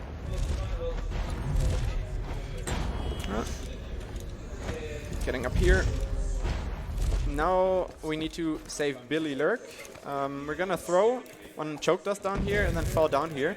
That has the purpose of preventing a soft lock, as well as just generally freeing her, which hopefully, yeah, okay, there she is. Climb up there, and that's the first mission done of the DLC. Barrister Timsh lives up in the legal district.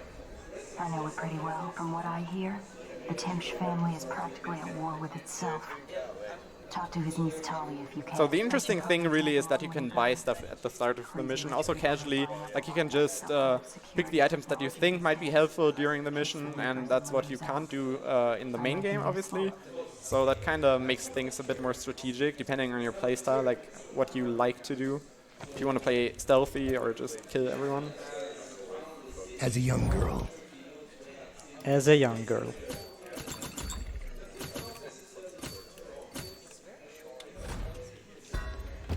Alright, so now we first have to find Timsh, and there's some RNG involved with this mission as well. So there's a slightly new thing. We can just go over here, which is faster. Let's see if we can get a nice hard full still. Gonna place a mine here for later, and also where is hotkeys are switched a little bit around, but it's fine. Grab a key, grab some sleep darts here. That's a really hard, in my opinion, slip loop you can do here, which I'm not gonna do. I'm just gonna do safe strats. It saves a little bit of time. It's also one of the new things that have been found.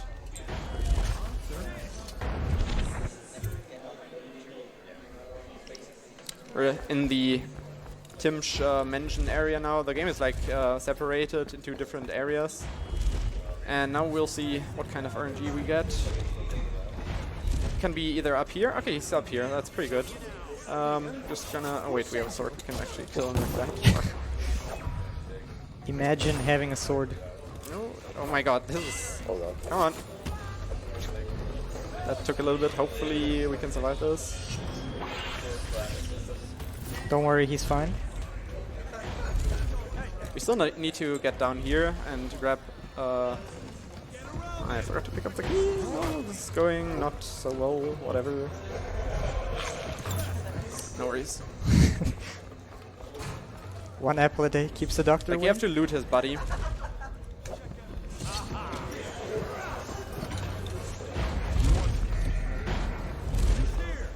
Okay, that's not a nice positioning, sir.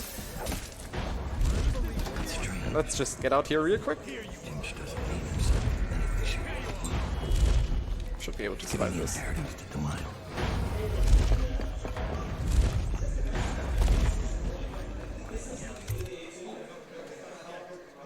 Also, there's another exit you can do there, which is which involves 2 slip clips. It's not really hard. I just forgot about it.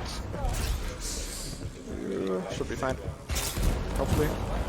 Get away there. Alright, so this is Talia. We basically freed her from the bad guys earlier. Now we just have to talk to her. Otherwise, we wouldn't be able to go to the exit of the mission. Can climb over this again, which is nice.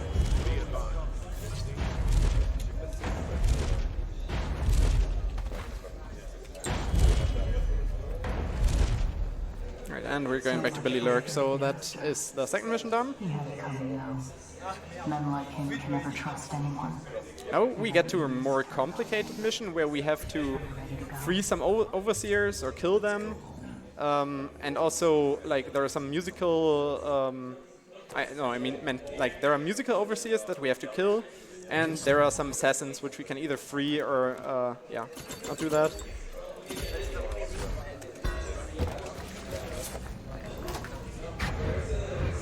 Dad, we've been attacked.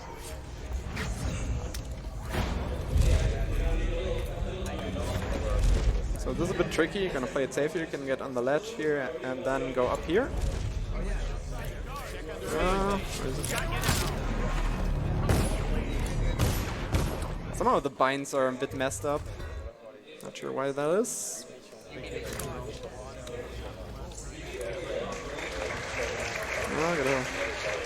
Don't worry.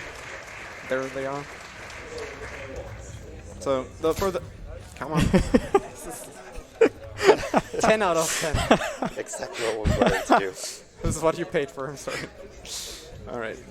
Just gonna get up here. I don't know what you mean, this is great. 3? Yeah.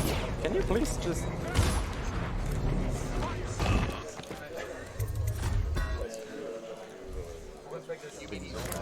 Okay, it's 6. Alright.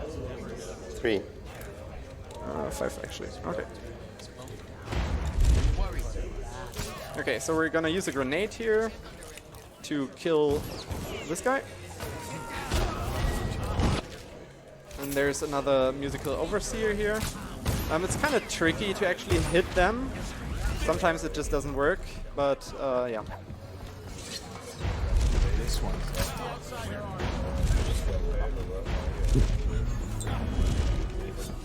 There are different routes you could take throughout this mission. Now we're gonna kill one of the assassins, which kind of makes the quest like of freeing them impossible to complete, and that's faster. Right? Now we Going just fast have by to get up losing here, again. prevent a soft lock, or like there's a soft lock that can happen there.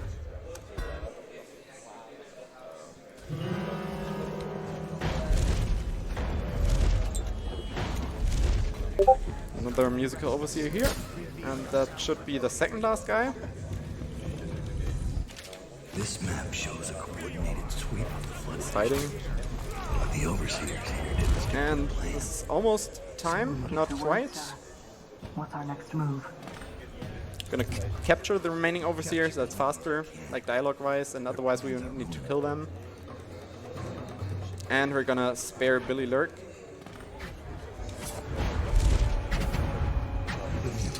That fool overseer. Time is once we spare her. He's dead. It seems the overseers are marching into the flooded district, planning a massive assault against us. So close. His overseer Hume went against orders and attacked early. As for his men, they're ruined. If there were any survivors, they fled with their tails between their legs. How did the cursed overseers... Skipping the last cutscenes, and we're gonna execute her, whatever, that's time. It's like just a faster, slower cutscene. Doesn't really matter for the run at all, but spare is faster because you can just instantly press enter. And that's Knife of Dunwall DLC, any percent speedrun. And with that, we are done with this game. Hope you enjoyed it, and yeah, have fun with the rest of the marathon. See ya.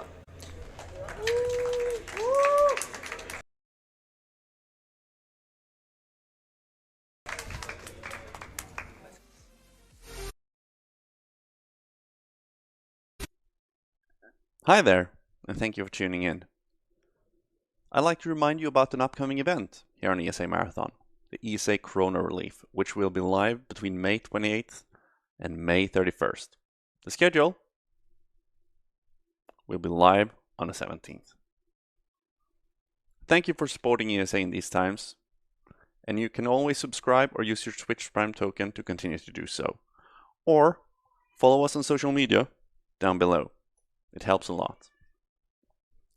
Thank you so much.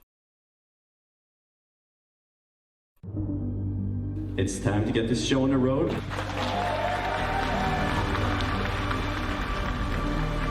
We just cracked the $15K.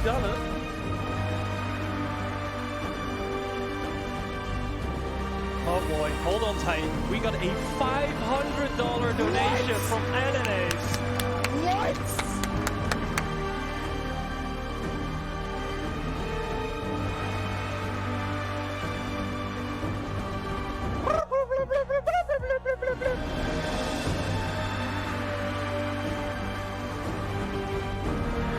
Ladies and gentlemen, we have a $1,000 donation.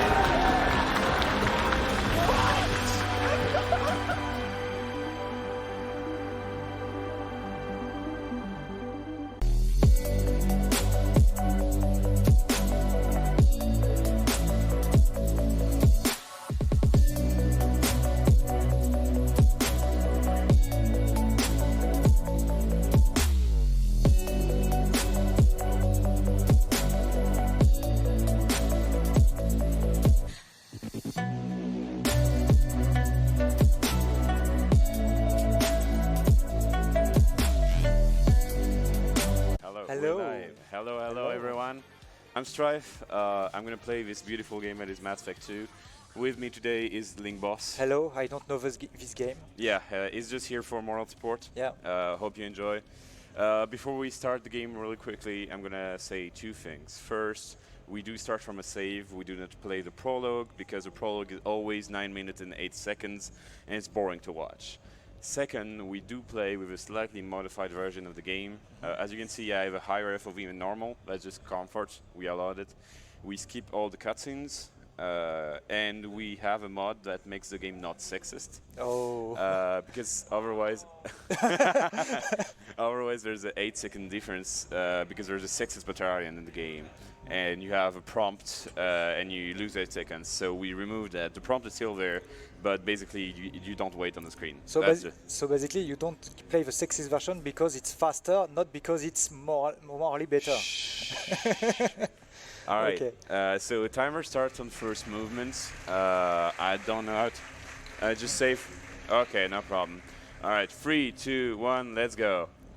Okay, so first we start in the infirmary. We have no powers. Well, I mean, we do have powers, but we have no ammo. First thing you're gonna notice is that we play Vanguard because we charge, and instantly when we charge, we double press escape. That cancels the charging animation. That saves like around between 0.5 and 0.9 seconds every charge. And since we charge everywhere in the game, it's a lot of time. Now we're just gonna elevate on this and melee abuse. So those are the two big glitches of the game. I'm gonna explain them as the game goes on. Elevating is really easy. Basically, you rob Shepard against an angle. The game will be confused and will pop you on top of that object. Melee abuse is kind of more complicated, and I'll get into it later. First fight sequence, we just need to be good and aim correctly. Here's Jacob. Jacob is a mistake. Don't worry about him. And oh, that was actually pretty good up to that point. Can you die, please? Thank you. That's okay. Anyways, Jacob is the worst companion in any game, any Mass Effect game, and it's perfectly fine. So once again, we're gonna cancel the animation of the charge right here. Oh my god, we got the bad luck. The enemy exploded next to us. We get staggered, and then the door closed back. So, you know, it happens. Here is Wilson. He's a traitor. Don't worry about him. We're gonna heal him, but he's gonna die later. Here we're just gonna use Overload on this crate, and we want those enemies to stay alive, because that means that we'll stay in combat mode, and which means that other enemies later will spawn like earlier, and we can dash to them faster. Here we're gonna cancel the animation of switching weapons from normal weapon to a heavy weapon by doing it while charging. And the only enemies we need to kill in this area are those 4 that spawn in the back, and we're done. So that was Lazarus. How are you doing, Lang Boss? I'm fine. I'm getting a little bit disturbed by the cheers in stream 1, but... I mean, it's GeoGuessr. It's fantastic. Yeah. Watching squad stream mode, by the way, so that you can watch both streams. Don't leave this stream. It's going to get cool. Don't worry about it.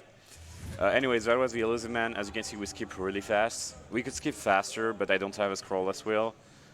So, you know, that's a thing. You could have asked Trollbear. He has one. Yeah, but if people... I mean, I don't have literally cheating as an emote on FFZ, but you get the meaning. Yeah. I don't like playing with cheats.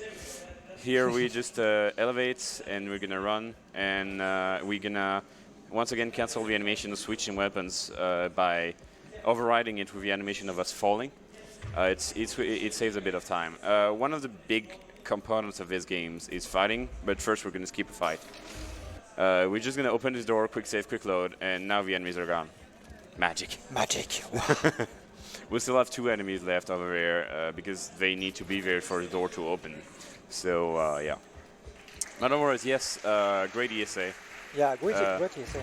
I missed the dog. It happens. You miss who? I missed the dog. Oh, yeah. It's okay. Don't worry about it. Here we have our first chance of soft lock because Jacob is bad. Like literally, he's the only character who can soft lock here. So we're gonna do a quick save before because there's a very high risk that high risk. There's a decent chance that I soft lock, which blows, as you can imagine. Okay. Did we soft lock? We didn't soft lock. Great. So the risk of soft lock here is that Jacob shoots one enemy before the enemy gets on the ground. And what that does is that the enemy will die, but his hitbox will stay here, and the game will consider it to not be dead. It's kind of a weird interaction. We're not really sure why it happens. It just happens, and only with Jacob's weapon. Here we're just gonna position our what? I forgot about this enemy. It's fine. We're just gonna position both of our squad mates on both sides of the door, and we're gonna kill the mech that's spawning inside. In the story, I have no idea what's happening. I can get my phone out and check on Wikipedia to explain. Don't worry. So here in the fights, we ask our allies to move forward so that they basically distract the mech, giving us time to get heavy weapon ammo. So that's the mech. It's a pretty cool fight. Very easy with the grenade launchers. And we're gonna skip dialogues. There's gonna be a lot of downtimes for donations. Don't worry. If there is donations, it will be fine. So the answer you reply in the dialogues on this game are not actually important for everyone? Yeah, there's a very few amount of dialogues that are extremely useful because any percent basically does bad ending. Yeah. So everyone's gonna die at the end of the run. Almost everyone. Well, no, actually everyone but Joker, which is bad ending. So we get to Normandy. Finally have our ship back. Feels amazing, man. Of course, the bid war, by the way. The bid war was won by female ship, which means that we will do Garrus romance because we don't need to do romances, but I wanted to add something of a spice. Yeah. A little French thing in exactly. And Garrus romance has like the best voice lines in the game, like hands down, and probably the best romance voice line in any game ever. So yeah. So here we arrive on Omega. But basically, what happened? All right, let me talk a bit about the story. We are Shepard. In Mass Effect 1, we saved the world, I mean the galaxy. And then we got killed. But Cerberus, which is like a pro-human organization, basically paid bajillions of dollars to revive us. Yeah. So now we're alive again after 2 years, and we realize that everything is going to, it's bad. Things are bad. And you're like, all right, I need to clean up the job. So that's what we're gonna do. This district guard is actually named Bobby. Say hi to Bobby, people. Hi, Bobby. All right. Here I have to be careful and say I'm going in for Martin Souls. Otherwise, I was just gonna be like bye. That's all. But yes, that's Bobby. Back in the day, I had a mod which changed his name to Bobby, but I forgot to bring it. I also forgot to bring the modded loading screen that I did for ESA with the ESA logo, so rip that. But otherwise everything's fine. So here we go in because we say we have a grenade launcher, so we can take care of ourselves. Yay. That's fair. Yeah, grenade launchers are overpowered. Yeah. So important thing about combat. There's two components of combat: weapons and powers. So for weapons, we're only going to use a Mattock, which is a DLC weapon. It's an assault rifle, 16 bullets in the chamber. And it just does a bajillion of damage, and mainly it's useful against every kind of enemy. So here, don't worry about what I just did. I just did an elevator, like a series of elevator, which allow us to skip a lot of walking around. By getting out of bounds. And here we did a wave skip. So what I did is I dashed to the first guy who was on a barricade, and then I went back, exploded the canister with an overload from Miranda. And what that does is that the game gets confused and thinks that you already finished the fight, so it doesn't spawn additional enemies. Here we're going to keep talking to Mordin, because that's slow. So we're just going to get up there and melee abuse down. So I said I would talk about melee abuse, so let's talk about melee abuse now. How do you melee abuse in this game? You do a melee animation and you turn your camera 180 degrees backwards and then forwards again. What this causes is the game gives you momentum even though you're not moving, because momentum is based on the camera. And this allows us to go over invisible walls.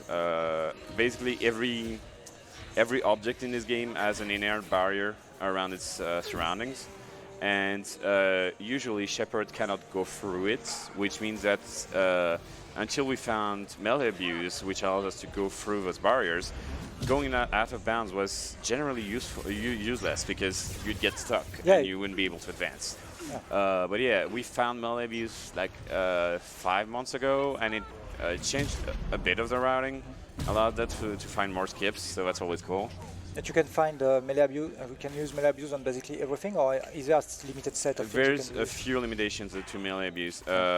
If to be able to melee abuse, you need to be able to move at all in any direction, which means that, for example, I'm sure people have had this experience in their casual playthrough of randomly getting stuck on a 1-pixel edge because the game decided to elevate you on top of it. You can't get out of those with melee abuse because it's 1 pixel, so you're literally not able to move. So you're basically soft lock. Exactly, you're soft locked and you need to reload the save, and it's terrible for casual playthroughs. But don't worry, it's also terrible for speedruns. Thankfully, the most obvious ones we perfectly know where they are and we avoid them. Now, this room, I didn't talk much about this room because I'm trying to speak about everything about this game, but this room is basically RNG.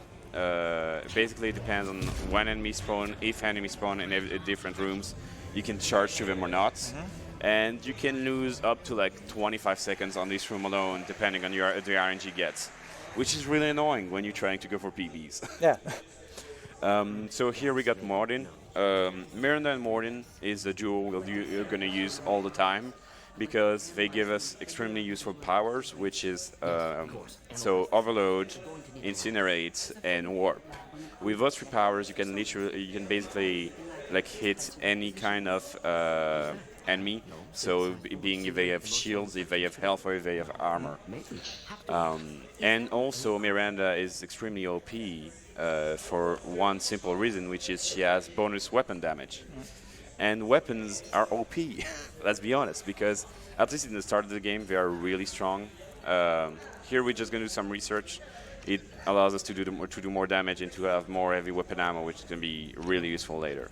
Which is more like a RPG. Yeah, exactly. RPG element of the game. There's still a few RPG elements in this game, way less than in Mass Effect 1, but there's still a few elements left. But yeah, Miranda is OP because she has bonus weapon damage, and weapon damage is a flat value, while power damage is scaling. So weapon damage is always better early game, and power damage will be useful on the later fights, especially since enemies' health scales as well with your level. This is New Game Plus, by the way. I should probably explain the title of the category. So New Game Plus with DLC, it doesn't mean when we do DLC, it means that we use DLCs, and we can use the Maddock, which is a DLC weapon, and extremely strong, as I said already. New Game Plus, so we start on a New Game Plus file, but we start at the lowest level you can complete the game on, which is level 13. Alright, I need to talk to Arya, ask her about Garrus. But yeah, so level 13, we end the run level 28. So that's a lot of scaling. And what's your PB or the world record? Alright, my PB is 1 hour 22, 12 seconds without loads. The world record is very low. It's at 1 hour 11 minutes without loads. We added a load remover in this game because it was really annoying us. Because basically the way loads work in this game is that they're like fixed videos, and as long as the video isn't over, you don't get out of the loading screen. And every original loading screen video is 17 seconds long. Which is extremely long, especially with newer PCs where you're done in like less than a second. So what we did is that we added a load remover, and at the same time we added a short loading screens mod, which means that we modified all loading screens to be 1 frame long. To remove videos. Yeah, so that's basically you like the game only loads for the time it needs to load. And that's really important. It lowered the times by approximately 12 minutes, which is a lot. And since we have the load remover, it means that the runs are still consistent and it's not, pay to win. Here we're going to try to do another skip, to skip talking to Kartka. It is not inconsistent, but I had trouble getting it earlier today. We're trying to get an elevator off this plank here, and now we're in combat zone. Oh. Don't ask why it works, it just works. Just you touch the warp zone? Exactly, I touch the warp zone to the next part of the level. So all in all, it saves 25 seconds. Do I get? Yes, I get stair RNG. So this guy came to the stairs, which is really good, which means that, you know, I go faster. Here, I need to not forget to equip this power, because now we have the trifecta Incinerate, which is useful for armor and health, Overload, which is useful for shields, and Warp, which is useful for armor, health, and barriers. And enemies with barrier can only be damaged with very specific powers. And as a Vanguard, we have one of them, and our Miranda as the other, basically. We also have a bonus power, which is let me just finish that. Bonus power is Reeve, is power just used. The use of Reeve is that it does a lot of damage over time. If the enemy only has health, it disables him, so he cannot move. And you gain back life, so that's really good. Here we're going to try to do a wave skip. The way it works is that it's actually really cool because it was a skip given to us by developers. Basically, they incorporated a safety where if you don't kill an enemy if you don't kill any enemy on this wave until they get inside the base, you skip the entire next wave. So let's skip 25 seconds if you manage to do it. The main problem about doing this skip is that I got it, so I saved 25 seconds right there and it doesn't really show. The main problem is that your teammates can mess it up, basically, because if they kill an enemy, it counts, and you know you're basically in trouble, and you pretty much lost your PB if you're with a very competitive time, you know. So here, what we're gonna do is I'm gonna order my teammates to go over there, and I'm gonna go back up because when the wave ends, I need to talk to Garrus, and my teammates are going to kill as many as they can, and then I'm going to kill the rest from up there. If they kill everybody, it's possible. But do you game over if your teammates get killed? No. You only game over if Shepard gets killed. Okay. If your teammates get killed, either they get revived at the end of the map, of like the combat, or you can use the little 8th power that I have on my bar, which is called, I can't remember the name right now, First Aid or something like that. Okay. And that allows you to revive them, provided that you have medkits on. So over here right now I have 2 medkits, but I'll basically never use this power because we either use our teammates a meat shield or just to use their powers, that's all.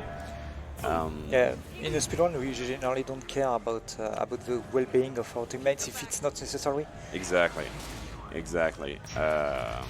So here, this shutter section can be very dangerous because, well, it's not RNG, but the behavior of enemies can be really weird, and you can get killed really easily if you don't have luck. Like for example, right now, I'm unable to dash to this enemy for an unknown reason, so I need to dash to that enemy, but I couldn't see it before.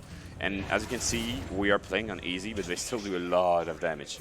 And they can kill you in like 3 or 4 seconds maximum. Okay. What's the purple bar? So, as a Vanguard, I don't get shields, I get a barrier. Yeah. That's pretty much the same as a normal shield, so it regenerates with time. It's just that I have more than a normal character. Okay. So yeah, Vanguards are extremely useful just because they have the charge ability, which no other class has, but also because they got Shockwave, which is a power that can be useful in some situations. So here we just need to kill every enemy in the room, and then go back up to Garrus. Honestly, the run is going pretty fine for now. I'm so busy with commentary because... Don't do that. I know. You'll jinx it. I know, I shouldn't do that. Alright, so we're going to talk with Garrus. For now, it's a really good Garrus. Let's see There's still a big possibility of time loss right there, with one enemy that can literally hide forever, which is really bad, as you can imagine. Alright, so here I need to be careful not to kill this enemy too fast, otherwise the game soft locks and just doesn't send the next wave. So as you can see, the Maurak does a lot of damage. I'm using incendiary ammo. It's just the best in most situations. Here we've done with first wave, second wave is going to appear at the bottom. We're just going to dash directly. We're going to incinerate this, warp this guy, and then we're going to arrive 2 by 2, which is all going to allow us to kill them really easily. So this purple effect I have on me is the Reeve. So it's a Reeve effect, so it's a bonus power that I have, and basically, as long as I have it on me, I regenerate health, which means that I can almost never die while I have it active. So it's almost a cheat. Yeah, but I mean, bonus powers in general are really strong. Yeah. They're made for that. Bonus powers you can only get after finishing at least one prey through the game. So yeah, here we're just gonna try and kill this guy really fast. And he's dead. Alright, one cycle, that's perfect. And we're done with Garrus, which is one of the most stressful missions, so I'm really happy to win it well. Because it's basically only combat, and it can go so wrong. It's just, yeah. Like in my practice run that I did right before, I died 43 times in it. 43 times? No, 3 times. Oh, 3 times, okay. 43 times. 43 is a lot. I would have reset, you know? Yeah. So the game is segmented in a way that basically you have the first few missions where you need to basically get some crewmates. After that you have Horizon, which is the first third of the game done. And then you have a countdown of 6 missions, which then gives you Disabled Collectorship, which is the second third of the game. And then you have you need to do 2 missions to get one, basically the entrance to Omega 4. So in total, our routing is based around that, and that's why the timer can't really go much more down than what it is right now, around 1 hour 10. Just because the only way to make it shorter would be to find a way to increase this counter without doing missions. So yeah, optimally we think with the route we have and with the skips we have, a final run would be around 108, 107, and then it would just be an affair of finding how to corrupt the save, because we know in the saves where the information on the number of mission left before Omega 4 is stored. We just have no way to modify it, we know, within the limits of the game. But hey, the game is really fun the way it is, so that's a good thing. So here's Jack. Yeah. Sorry. I was about to ask, has it been tasked, this game? No, it's impossible to task yet. There's no taskable version. Oh. And yeah, it would be very interesting task to make, probably, because there's some techniques that are really hard to use. Like, not techniques, but like tricks, and like basically would be optimal combat and would look really cool. It would just be a lot of camera flicking around. Basically doing 360 no scopes all the time. So here we're on Jack. Jack is a pretty easy missions.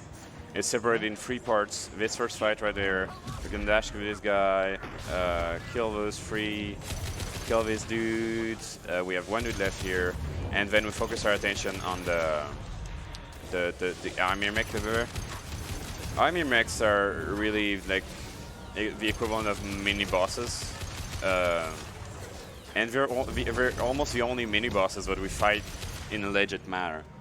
Because for every other kind of boss, we'll generally use heavy weapons. But right there, we want to stack heavy weapons because we're going to use the cane. The cane is a heavy weapon that you can get really early in New Game 2. That is basically a mini nuke launcher. Ooh. And so when you shoot it, it's AoE splash damage. It goes through everything, and it deals 10,000 flat damage, which basically one-shots everything but the last boss in easy. So basically it allows you to roll on the game? Pretty much, yeah. It's at least the boss sections become extremely easy. Do you have a limited ammo for that? Yes, yes, very limited, and that's why we stack so much. What? Okay, that was weird. That's why we stack so much of it. Is because it's actually really hard to get enough ammo to shoot it even once. Here, so we have 9 ammo on that heavy weapon. That corresponds to not even 1 shot of the cane. So we need 1 more ammo drop that we were gonna get on the next mission. But in 80%, what we're abusing is the fact that sometimes the game will give you free heavy weapon ammo refills. So we abuse that a lot in our route, and that's why our route looks like it is right now, pretty much. So. Received a new message at your private terminal. Okay, now we're gonna get Grunt, which is the last crew member we'll get for this part, and then we'll get to Horizon, which is big part, one of the big parts where everything can go bad, pretty much. So let's cross our fingers. Grunt is a mission where there's pretty much no glitches. It's just going through the mission as fast as possible. We try to break it, and there's first thing I need to not forget to pick up the cane. Otherwise, I'm gonna lose time. But basically it's just running through the game because there's death barriers everywhere in this mission. For some reason, they just like to put death barriers here. When you go too far off course? Too far to bounce or just even touch a wall. Oh. Like it's really weird. Well, I mean, the reason why they do it is the reason why there's so many death barriers in this game actually is because death barriers work for both Shepherd and enemies. And since you have a lot of ragdoll powers, it's so when enemies fall out of the map, they die. Because otherwise, the game would softlock pretty much everywhere, so it makes sense. But yeah, for example, if you try to elevate on this wall, you die. It's random. It's a thing. Here I'm gonna I try to rev this guy to make sure I survive. I almost never die here, but it happened to me once, and now I don't want it to happen.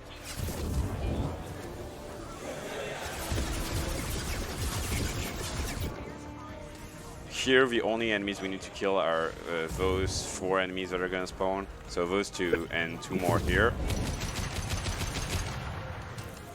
And now we can already talk to this Krogan and gonna despawn all of the enemies behind us. And almost all of this game works like that. Like you're very rarely actually forced to kill enemies, which is really cool for speedruns.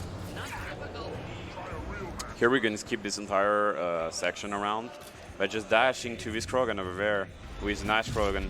Thank you for being here. And we get to our first hack, because we skip so much of the early game, but we almost never get to see those before. So, important thing for people that don't know much about the game, you can follow the motherboard pattern in the back, and it will always give you the right answer. Basically, you can't cross the motherboard circuits. So that's a really cool, like, quote-unquote Easter egg. That makes it really easy when you notice that, like when your brain notices that, it makes it really easy to solve puzzles. So you just have to get a master in electrical engineering, and you can finish this game quickly. Or just follow patterns, pretty much. Yeah. Here we dash to this guy. So as you can see, ragdoll in this game is weird. Let's be honest. I'm just gonna disable this guy because he has a rocket launcher, and rockets can be annoying. And then we're gonna wait for those guys to open and just dash there and skip this entire section. The dash seems like an OP power. The charge is just absolutely OP and makes a speedrun actually possible. Like people have tried to do runs on Insanity, which is the highest difficulty levels, in which you play as a Sentinel, which is like the tank, pretty much. And it's so slow, it's incredible. But I mean, it's it's fun to try. I tried once. It took me like 7 or 8 hours straight to finish it in Insanity, but it's it's doable. It's doable. But you'll die a lot because enemies can be very unfair.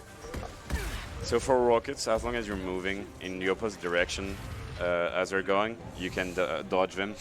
But sometimes you can just get soft locked. And here we're going to see our first usage of the cane. There's supposed to be a this big boss fight with 2 Emer mechs, we're just gonna shoot it.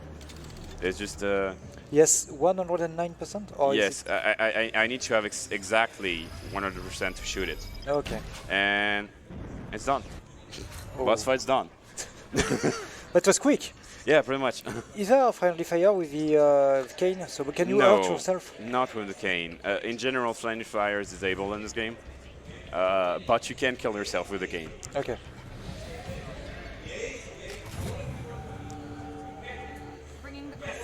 All right.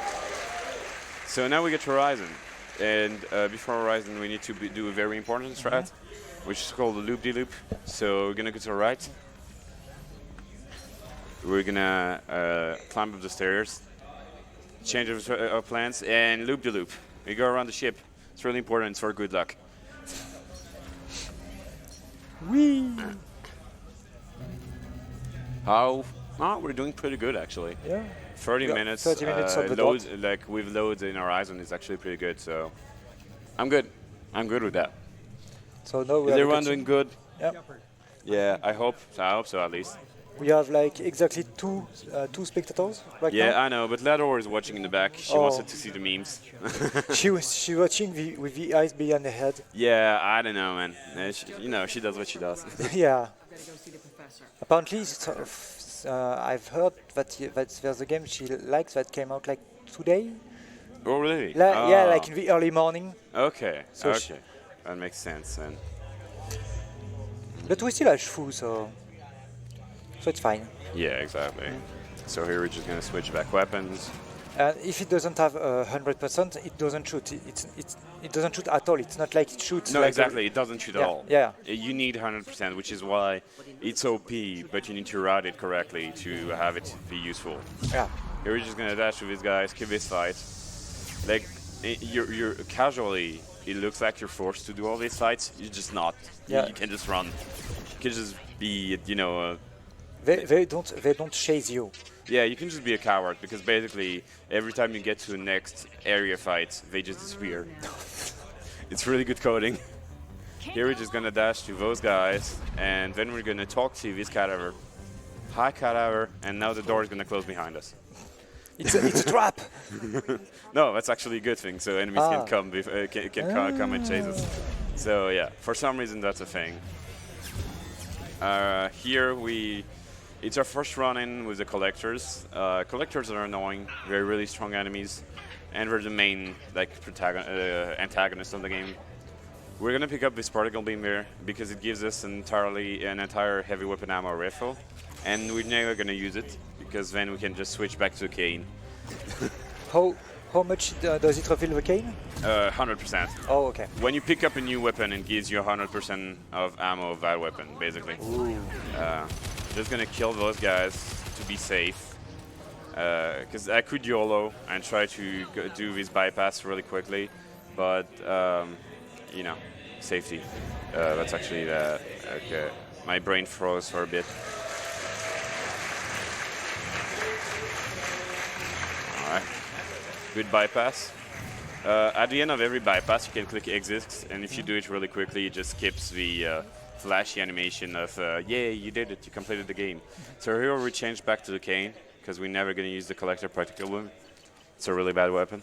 Don't use it. Just kidding.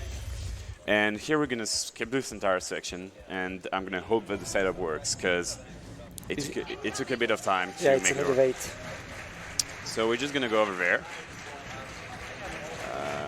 Over there. Oh, what? Oh, I got stuck. Okay, well, it was weird. Do you have a save if you get stuck? Hmm? Do you have a save if you get stuck? Oh, yeah, I've saved on every level. Don't worry about it. I glitch on this game a lot, so I have saves everywhere. Okay. So here we're just going to look down. So down is out of bounds there? Yeah, alright. Do I get it? That's weird. I used to have a setup working all the time, so I'm not sure what's happening right there, but we're just gonna brute force it, see what works. Miranda, get out of the way, please, Miranda. You know I like you, but please. Yeah, allies can be a bit of a pain. I'm trying multiple setups that work for some people, and hoping that they work for me. But the big problem is with with this game. Setup is heavily dependent on the camera, and I run at 110 FOV. Everyone else runs at 100. So yeah, that's the thing. Don't worry. That's you know, it was meant to be apparently. I had to choke on Horizon. It will work at one yeah, point. now. Yeah! Alright, so now we're gonna melee abuse down. And we're gonna melee abuse again. And that skips the entire fight. That's up there. We're gonna still have a fight, don't worry. But it skips the first part of the fight, basically. How did you discover melee abuse? Melee abusing, we discovered... It's kind of confusing. Emilio found out... well, I found out that when you melee, if you melee while you're in the air, you gain forward momentum. And then Emilio found out that if you move, basically he was raging on the skip. And he flicked his mouse really fast and it worked. And it was like, oh, what happened? And that's it. That's literally it. That's how we found it out. By the way, this hacking system, that's the only time we'll see it, and it sucks, so thank God. Here we're just gonna incinerate this guy before your eyes, because otherwise he becomes the Harbinger. Harbingers are basically the enemy leader units. The way they work is that not randomly, one of them, when there's no Harbinger in the field, every few seconds there's a check to see, oh, hey, is there an Harbinger on the field? If there's no Harbinger on the field, one of them will become the Harbinger, gain double his amount of health and barrier, and become really hard to kill. So we know who the first two enemies are going to become the Harbinger, so we kill them as fast as possible, basically. Here we're just going to have a setup, we're just going to align there, and wait for husks to spawn. Husks are basically zombies, you've seen them already throughout the game. And you're just going to shockwave once and kill them all. That was fast? Yeah. And we're going to dash to this guy in the back, because he's an assassin. Assassins have a really strong weapon that can eat for your shield in like no time. So yeah, you want to kill them quick? Yeah. I just realized that I forgot to re-add my ammo power, which sucks because it does I do almost double damage with it. But basically, every time you change weapons, you have to reactivate your ammo powers. Oh. Here we're gonna get to the second part of the fight where I'm just gonna cane the boss, and so I get my cane out already. 115%, so good. Yep. So here I'm just gonna load and get away. And hi boss, bye boss. He just exploded over there. We have to be very careful because the projectile of the cane has some auto aim. Yeah. And so it can miss entirely if you target it at an enemy directly. Oh. And then you just wasted your cane shot and your fight is dead pretty much. You have to do it the manual way, and it's very wrong. Yeah, and basically aim at a wall because it can't traverse walls, so it doesn't matter. All right. We're going to do a few things now. We're going to talk to Jacob to unlock a system. Hello, Jacob. Then we're going to talk to him again to get an upgrade for a ship. It's only only one of two upgrades I get. I get the second upgrade only there just because for one reason, which is that we're doing Garrus Romance. So basically, I want to save Garrus. That's the only reason. Save Garrus. Yeah. Oh, I always forget. I need to talk to Grunt. I mean to wake Grunt up. Because while he's in his tank, he doesn't count as an active crew member, and to enter the last part of the game, you need 8 crew members. Okay. So I'm gonna go and wake him up. I just forgot what I was about to ask. No, I forgot what I was about to ask. So It's no worries. It's After not that, we are gonna have our first divergence from the normal 80% route. We're gonna show off Tally, which is slower than the normal route by 20 seconds, but it's actually one of the coolest missions in the game, so I really wanted to show it off. Okay. Because with the load remover, it's actually more worth it to go to Stall, take Kasumi, which is a DLC character, and do an additional mission. But here, the only thing we have to do is skip this dialogue while pressing left click, which allows you to shoot grunt to show off your dominance as an alpha, because of course you're an alpha warrior. All right, so we're gonna go towards Tally, and if there's any donations, you can probably plug them in now.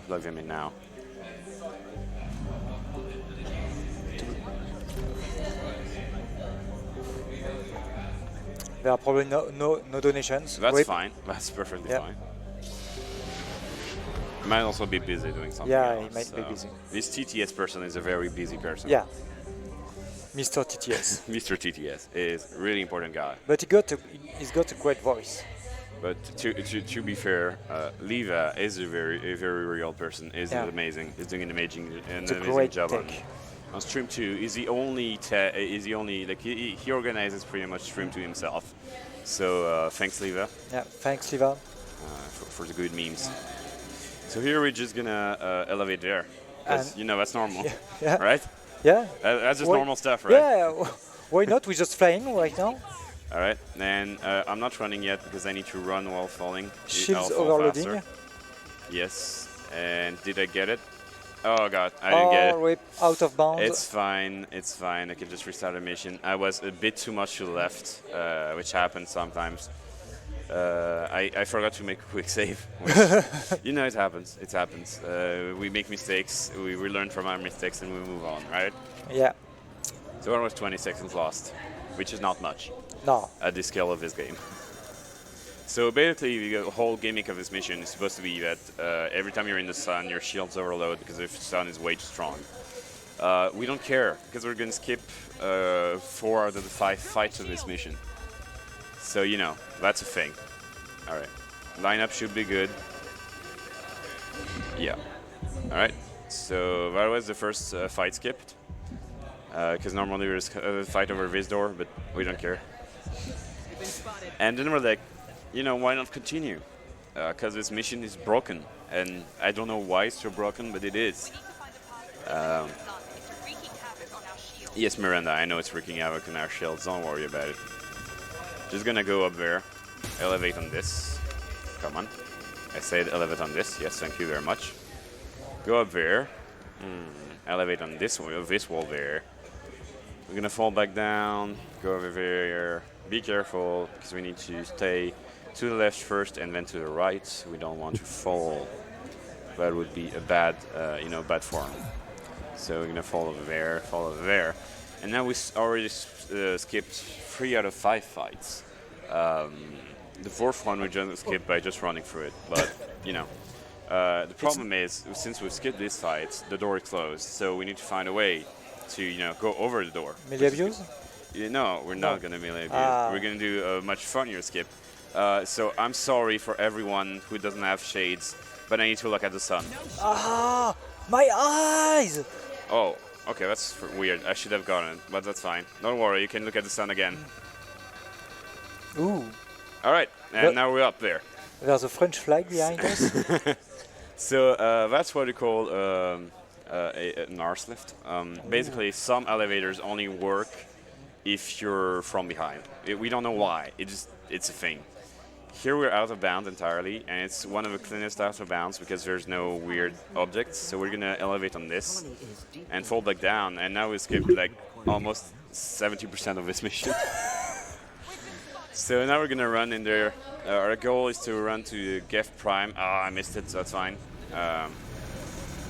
We want to charge the Gef Prime at the middle.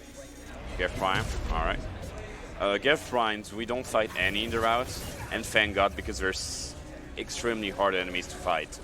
And there are enemies that even in easy can destroy you like in a second, in an instant. Oh yeah, right now you just took your hit and you were oh my god, that was bad. Oh. I almost died for no reason. I don't know what I activated, but apparently I activated something. Here I'm gonna fall here, talk to this guy, and I'm gonna tell him, yes, die for me. And then I'm gonna try to dash to this robot. Is that a and here, welcome to Failed Dashes, the game. So basically the way it works is that sometimes the game, basically each time you charge, the game will check your pathing to the enemy. And if the game sees that you cannot go to the enemy, it will refuse the charge or it will fail the charge. And for some reason, this charge is the hardest charge to do in the entire game. And sometimes you can fail 7, 8, 9, 10 times in a row. So here we just kill the Colossus, and killing the Colossus kills all the enemies on the map. Ooh. So that's pretty, that's pretty cool. And now we're gonna see Tali. Hi, Tali. All right. So that was the coolest mission in the game, like where we skipped the most amount of bullshit. Sorry about that, of stuff. That's what we call it. Anyways. Don't worry, we can use those kind of words. I know, but still, I don't want to use them for nothing, Yes. So now what are we gonna do? What do you think? Romance? No. All right. So first we're gonna do we're gonna do 1 or 2 missions. We're gonna do this mission. Yes, thank you. I need to do 3 missions to activate Garrus's loyalty. So we're gonna do them now. You think we're gonna do this mission? No, we're not. We're not. We only talked to Jacob to unlock the system. Which really what we want, the mission we want to do is this one. And we never do Jacob's loyalty. Because who cares about Jacob, really? Alright, so here I need to stop laughing and to focus. Because this is going to be a series of rapid-fire missions, basically. Very short missions where a few things can go wrong. Here we just dash to his door, the door closes, we open the door, and we're done. I mean, we're done with this section of the mission. So now we're inside, and we're going to dash to this guy that just appeared because we're going too fast, so the script doesn't have, the game doesn't have time to make the enemies appear, so you see them appear in front of you. These enemies appear, and we dash to these guys. And then we're going to try a skip, that generally works, but sometimes it doesn't. We can dash to this guy, and then we're going to try to incinerate this guy and kill him. Dead. And if I did it correctly, I did it. It happens. Normally, you can basically stop those enemies from spawning. But it just wastes like 7 seconds if you miss it, so it's okay. So that was the first mission. 2 more missions before we can do Garrus stuff. Because you all love Garrus, right? Nice. I love the split in the community. If you talk with members of the Mass Effect community, the thing that will always separate us is our romances choice. So, I'm a Liara, true on love, but the second best choice is Garrus, of course.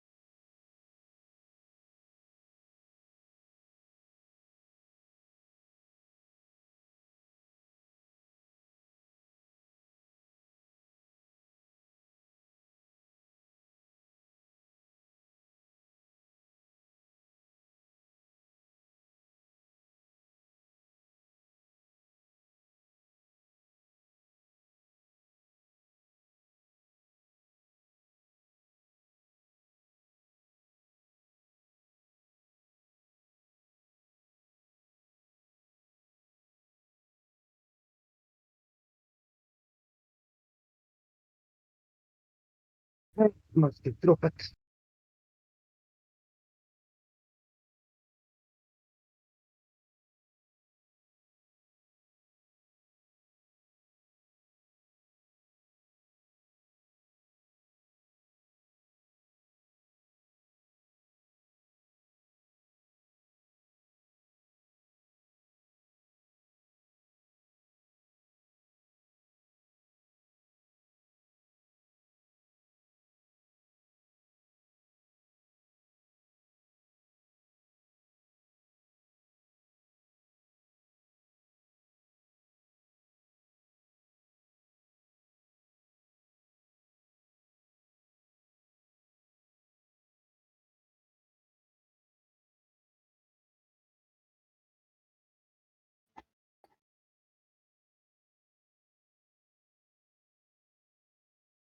Kaboom.